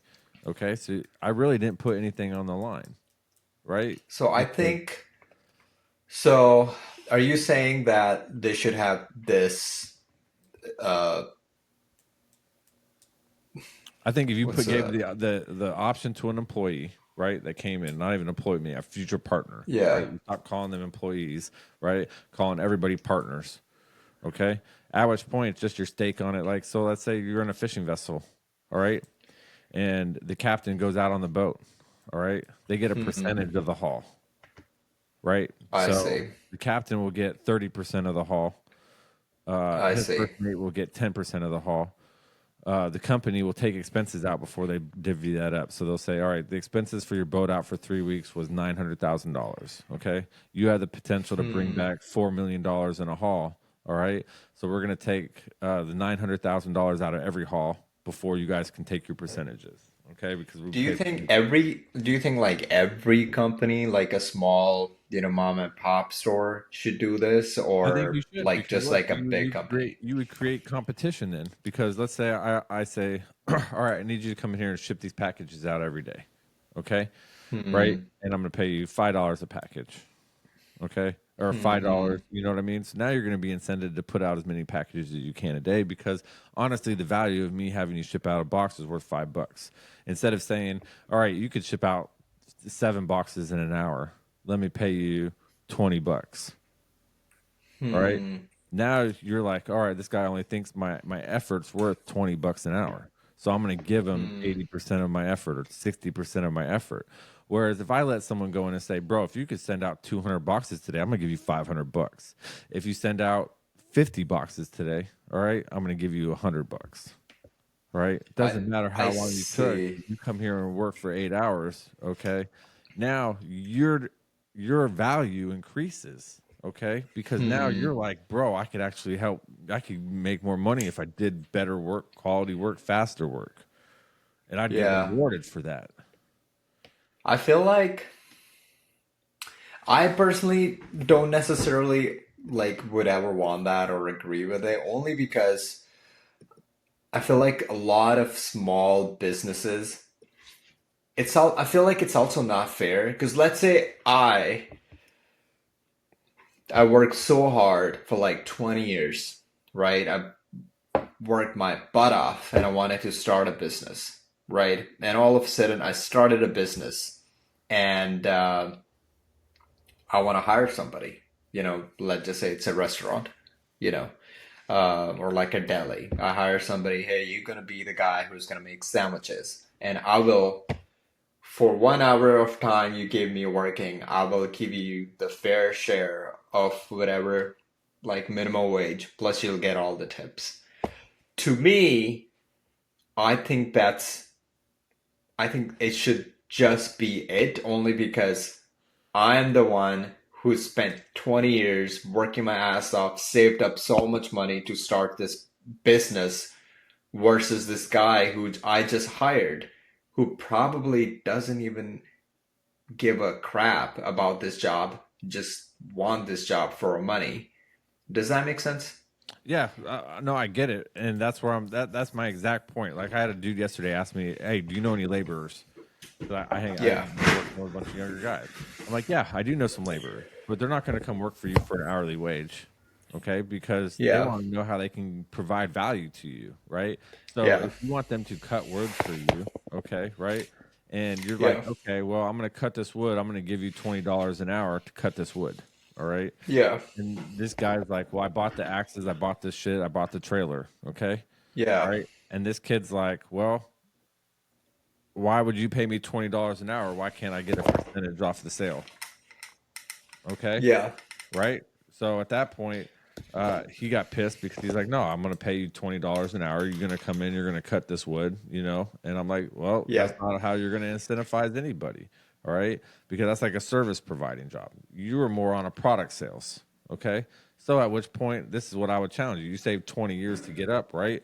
And now you want to do all this work yourself, but you want to hire good, competent work that's going to help you provide value to your customers and your clients. Yeah. Right. So Yeah. to you, minimum wage, okay, is just a perception of thought, okay, because it's what Yeah. they tell you a minimum wage is. It could be $7 an hour, right? If you're a server and you're going to come in and serve bars and then you're going to get the tip on it, most of those guys are making $45 to $50 an hour anyways. All right. Yeah. When you break it down into the tips, okay, so they're making, and most times more money, okay, with the tips, okay, then the dude would be paying him in a salary anyways. All right. 'Cause Yeah. they're living off of tips. Okay. Yeah. But that also increases their ability, right, as a server or a host or someone that's doing that job to be better at their job so they can be more clever, more friendly, whatever Yeah. gives them more money, because it's not the job that's giving them money. It's not me giving you the opportunity. It's me giving you the opportunity to go out and hustle for yourself. Right? Yeah. So if you're just making a sandwich, okay, every price tag would have on that sandwich, right? You would have to have Yeah. a certain amount of steady clientele customer where it's not just like random. You get 30 clients one day, 5 clients, Yeah. like 10, If that was Yeah. the case, then I could understand that maybe you should be doing that yourself until your clientele gets paid down. Once your So clientele I gets understand. rich, Got it. you I know? feel like I think the idea that you're sharing, And I might be wrong. it worked. I don't know. I just No, no, know no. it needs to change. No, I understand. I think the idea, I'm going to give you 2 different examples. So the idea that you're sharing, it does work. However, it works only at specific jobs or companies per se, right? If you're out there doing tech sales, yes, you get a commission and you have whatever the basic minimum. I agree. I think you should get a commission, Yeah, if you're 'cause selling it. exactly. If you're selling it, yeah, you should get a commission, right? However, I also think this doesn't work with every work. It will never work. This is where I'm going to give you an example of this is what they're pushing. Equity versus equality, right? Used to be, I really agree with that it should be equality all around. However, yes, there's some people along the way. Let's say you're a disabled person, Yep. right? I think now equity comes into play when there is a disabled person, right? So it was working perfectly. What they're doing now, they're like, we're not going to push equality. We're going to push equity everywhere. And then we're going to expand the definition of equity to involve more Right. than just disabled people. Exactly. And that's where it becomes from equity. And this is exactly where the fact that we have socialism and communist sympathizers, it's because that all that stuff came because they started pushing equity all around instead of replacing equality. Only because I'll tell you why. With the sales positions, you get a commission if you work hard. I agree. I think you should get a commission when you work hard. Now, worse is there are a lot of the jobs where you don't really need to make a sale. It just comes to you, right? Yep. Yes, you have to smile and be like, hey, how's it going? That any person, well, they're not everybody has common sense these days, but if you have a common sense, if you're working at a deli, if somebody walks in, be like, hey, how's it going? That should be like an regular accepted etiquette, right? Instead of like, because because what I've seen, so I'll just give you an example. I worked at Apple, right? I still work at Apple. Um, we have people that do the same exact job, right? And we get paid the same, but some are really bad at their job, don't do any hard work at all, right? But we all get paid the same, right? Yes. Now, I mean, I'm like, it sucks sometimes, but I don't really care. I feel like it also has a lot to do with the culture we used to have, right? We used to have this culture. People were nicer. People appreciated the hard work. Versus now, we do not have that culture. Now everybody wants to make money, but they don't want to lift No, a they all nail want to be. off Well, the they kind ground. of promoted that. Look at all the big corporations; they're promoting Right, mediocrity. They don't right. want exceptional people or free thinkers, to work for them. They got those They dudes don't. locked up. They already got their strategic strategists, that are pushing for Yeah, their agenda. All right. They do not yeah, want a loose cannon, over here, being able to maybe be a whistleblower. I feel like that's a big yeah. reason why they hire mediocre uh, conformist, okay, because they know Yeah, that what they're doing is kind of fucked up, and if anybody with common yeah. sense and a free thinker got in here and was able to see the actual information that they're pushing or building or creating, that they would turn Hmm. into a whistleblower. I don't know if that's like just a conspiracy theory of mine, or if that's like a conspiracy, but At this point, Marcus, every conspiracy. I mean, look at last 4 or 5 years since the COVID. Everything that was conspiracy theory was not a conspiracy theory. It was like we turned out to be a real fact. Things that everybody was kept getting censored about in 2020, 2021, all ended up being true. It oh was yeah, actual fact, not a conspiracy theory. Um, I know. yeah, I've been another. I was. banned off the internet until we just started coming back and broadcasting Alaska Rants in April, May, end of May. I think is when we started Alaska Rants. I had been off the internet for like 5 years, bro, because like I was Wow. banned back in like 2016, 2015, bro. Like I got From Facebook? yeah, Facebook, right? And there was nothing else really out there. That's funny. And then TikTok and Instagram was out there, but still, fuck Instagram, pictures and shit. That's not me. And Yeah. then I kind of don't do TikTok. Well, we do TikTok now, but the other kids that are running and producing with me run. We multi-run everybody's account, Yeah. and they do a lot of the TikTok, and I just don't put it on my computer because I don't want the CCP. Like fuck down with the CCP, man. Let's burn that bitch to the ground. I agree. I'm gonna share one more thing regarding what we were just talking about. Um, I feel like there, like in America, there's a reason why we just grew tremendously. There's a reason why like every single thing you can think of that's in front of you. I mean, all around the world, everybody using technology that I would say about 90 to 95% of it came from America. Yes. Why that happened? I feel like because we gave everybody freedom to be like, okay, this job's not working out for me. I got to do something else. I got to think about like something else. I need to start my own company. I need to create my own product. So people did. People Yeah. went out, they created their own product because they were just like, I don't want to work at this company. I want to start my own product. I can do this better. I can do this better. I feel like, and this is where I'm talking more about like more of a comfort crisis. I feel like when we work for a company, I feel like a lot of us have so much potential. Sorry about my dogs. I think my wife's You're on. good.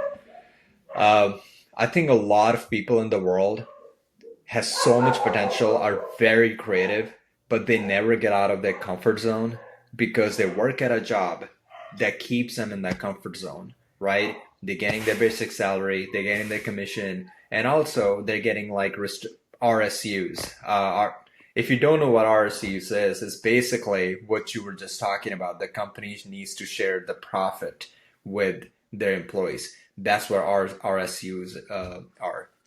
I get them too. I'm getting my stocks. Yeah, I own a basically part that's of that dividend, right? company. Yeah, I own part of this company. My See, portfolio is I could growing. do that too. I could be, for like an hourly wage or whatever, right? If you were earning a percentage in the share in the company, right? And then, like, let's say after, 3 to 5 years, loyalty test, right? I wouldn't be against that. Yeah, That way you're not just some dude walks in the door, give me a percentage of your company. You know what I mean? Like, all right, we'll come right. in 5 years, you're eligible for profit sharing. Okay. Yeah, Depending on the value that you produce within those 5 years, right? Your sales numbers or your right, service record, right? And then at which point we'll give out a dividend at the end of the year for all of our employee shares. right. I think I Yeah, I could feel do like that too. That way it's, the company can make money, okay, but the company's yeah, not getting the money, the value they didn't put into it, right? Because they're making way right. more on the return of people's backs right now in the terms Yeah, of the value that these people are creating, okay, versus what you're willing to pay them out. When yeah, back in the day, it used to be like a business made 30% in profit, they did yeah. great, great. Hmm. You know what I mean? Like that was the status quo. Okay. And Right. now it's like those people are like, well, if I can make 70% and then pay the, people to finish this job and do it for like under 30, now I can make Yeah, 70% instead of 70% of those yeah, wages that contract went to the people that provided the value.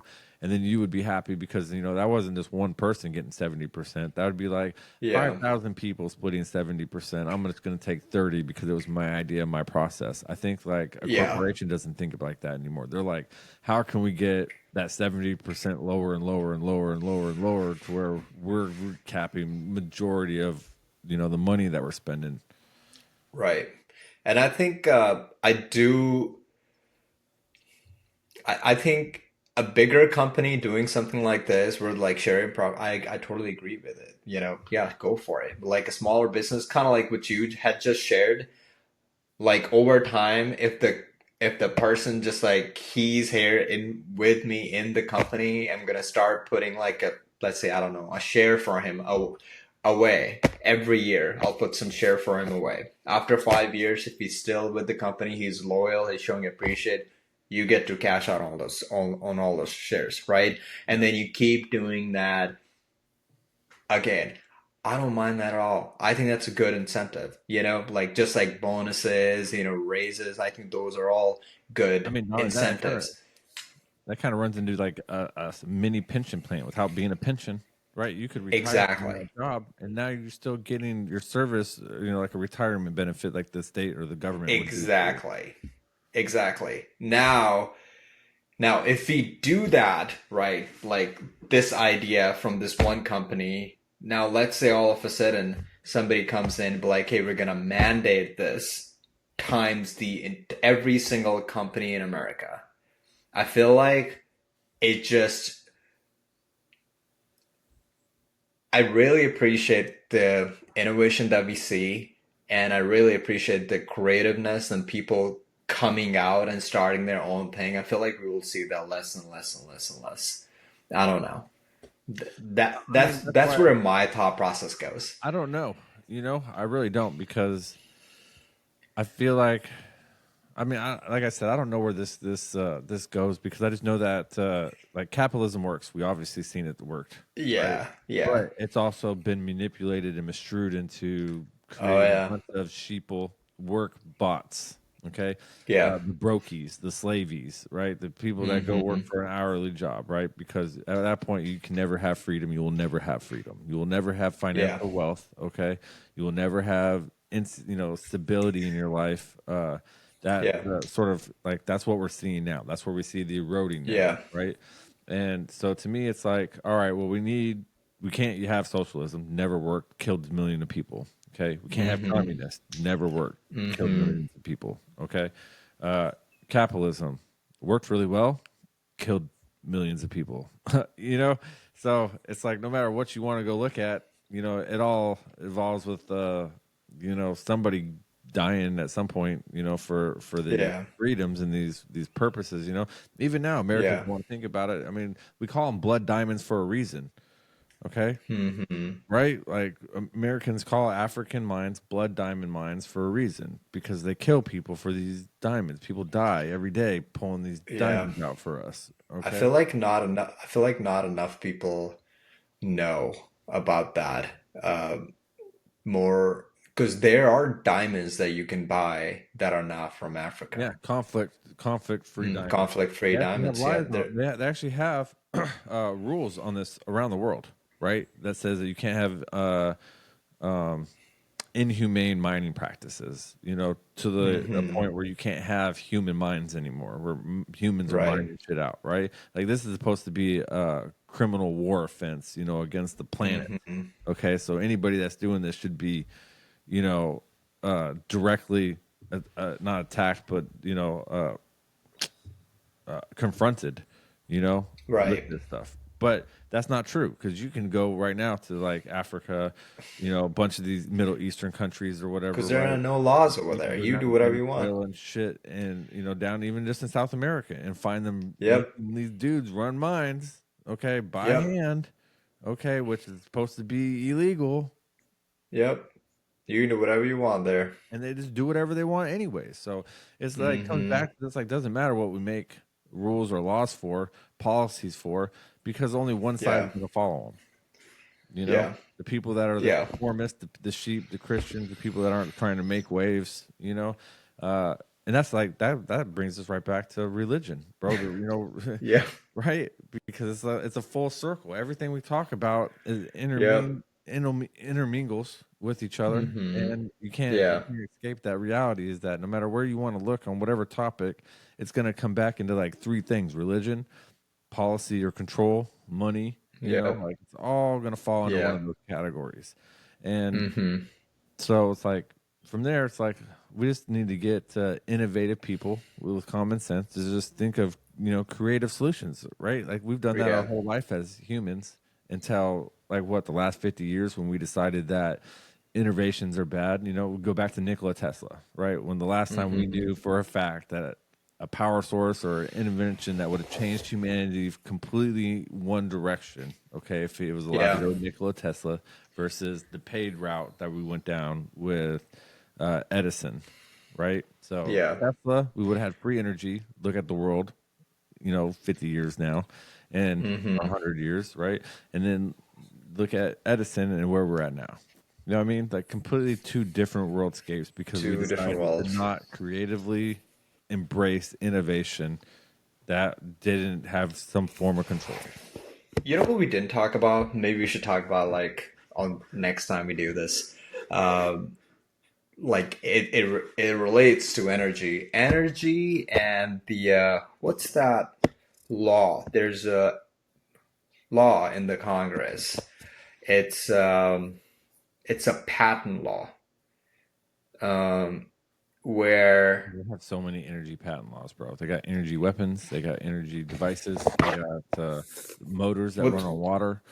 I mean, what's funny is majority of the patents that are passed every year that are related to energy are passed because it is a patent. It's your patent, but the government it's called Secrecy Act. It's called Patent Secrecy Act. Yeah, where they come in and just take people's patents.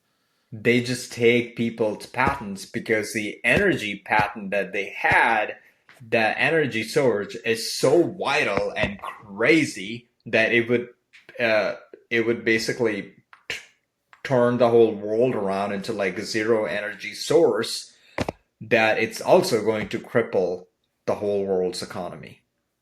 So they take it into the Patent Secrecy Act. I think we should talk about that next time. Word. I got a bunch of notes from tonight that I did. I think it was a great conversation for us to just like. I think so. Back and forth. I think we could do like a little debrief real quick before I get off. I got like 5 minutes.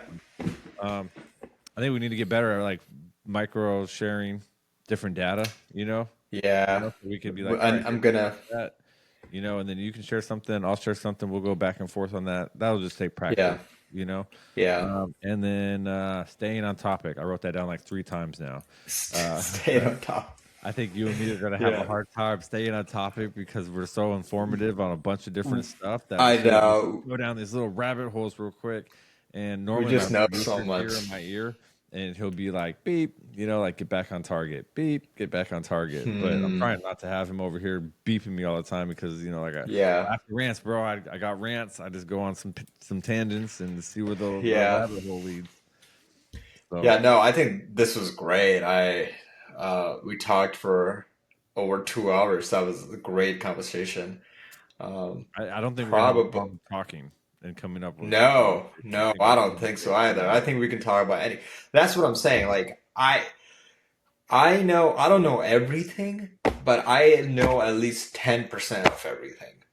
Yeah. You know, so you can have a conversation, and you were the same way. Like we can have a conversation with each other about literally anything. We haven't even touched upon all these things about China and India today. We totally could have opened up that rabbit hole of energy and pollution and ESG in India, but yeah, man, it was a great conversation. I say let's do this again.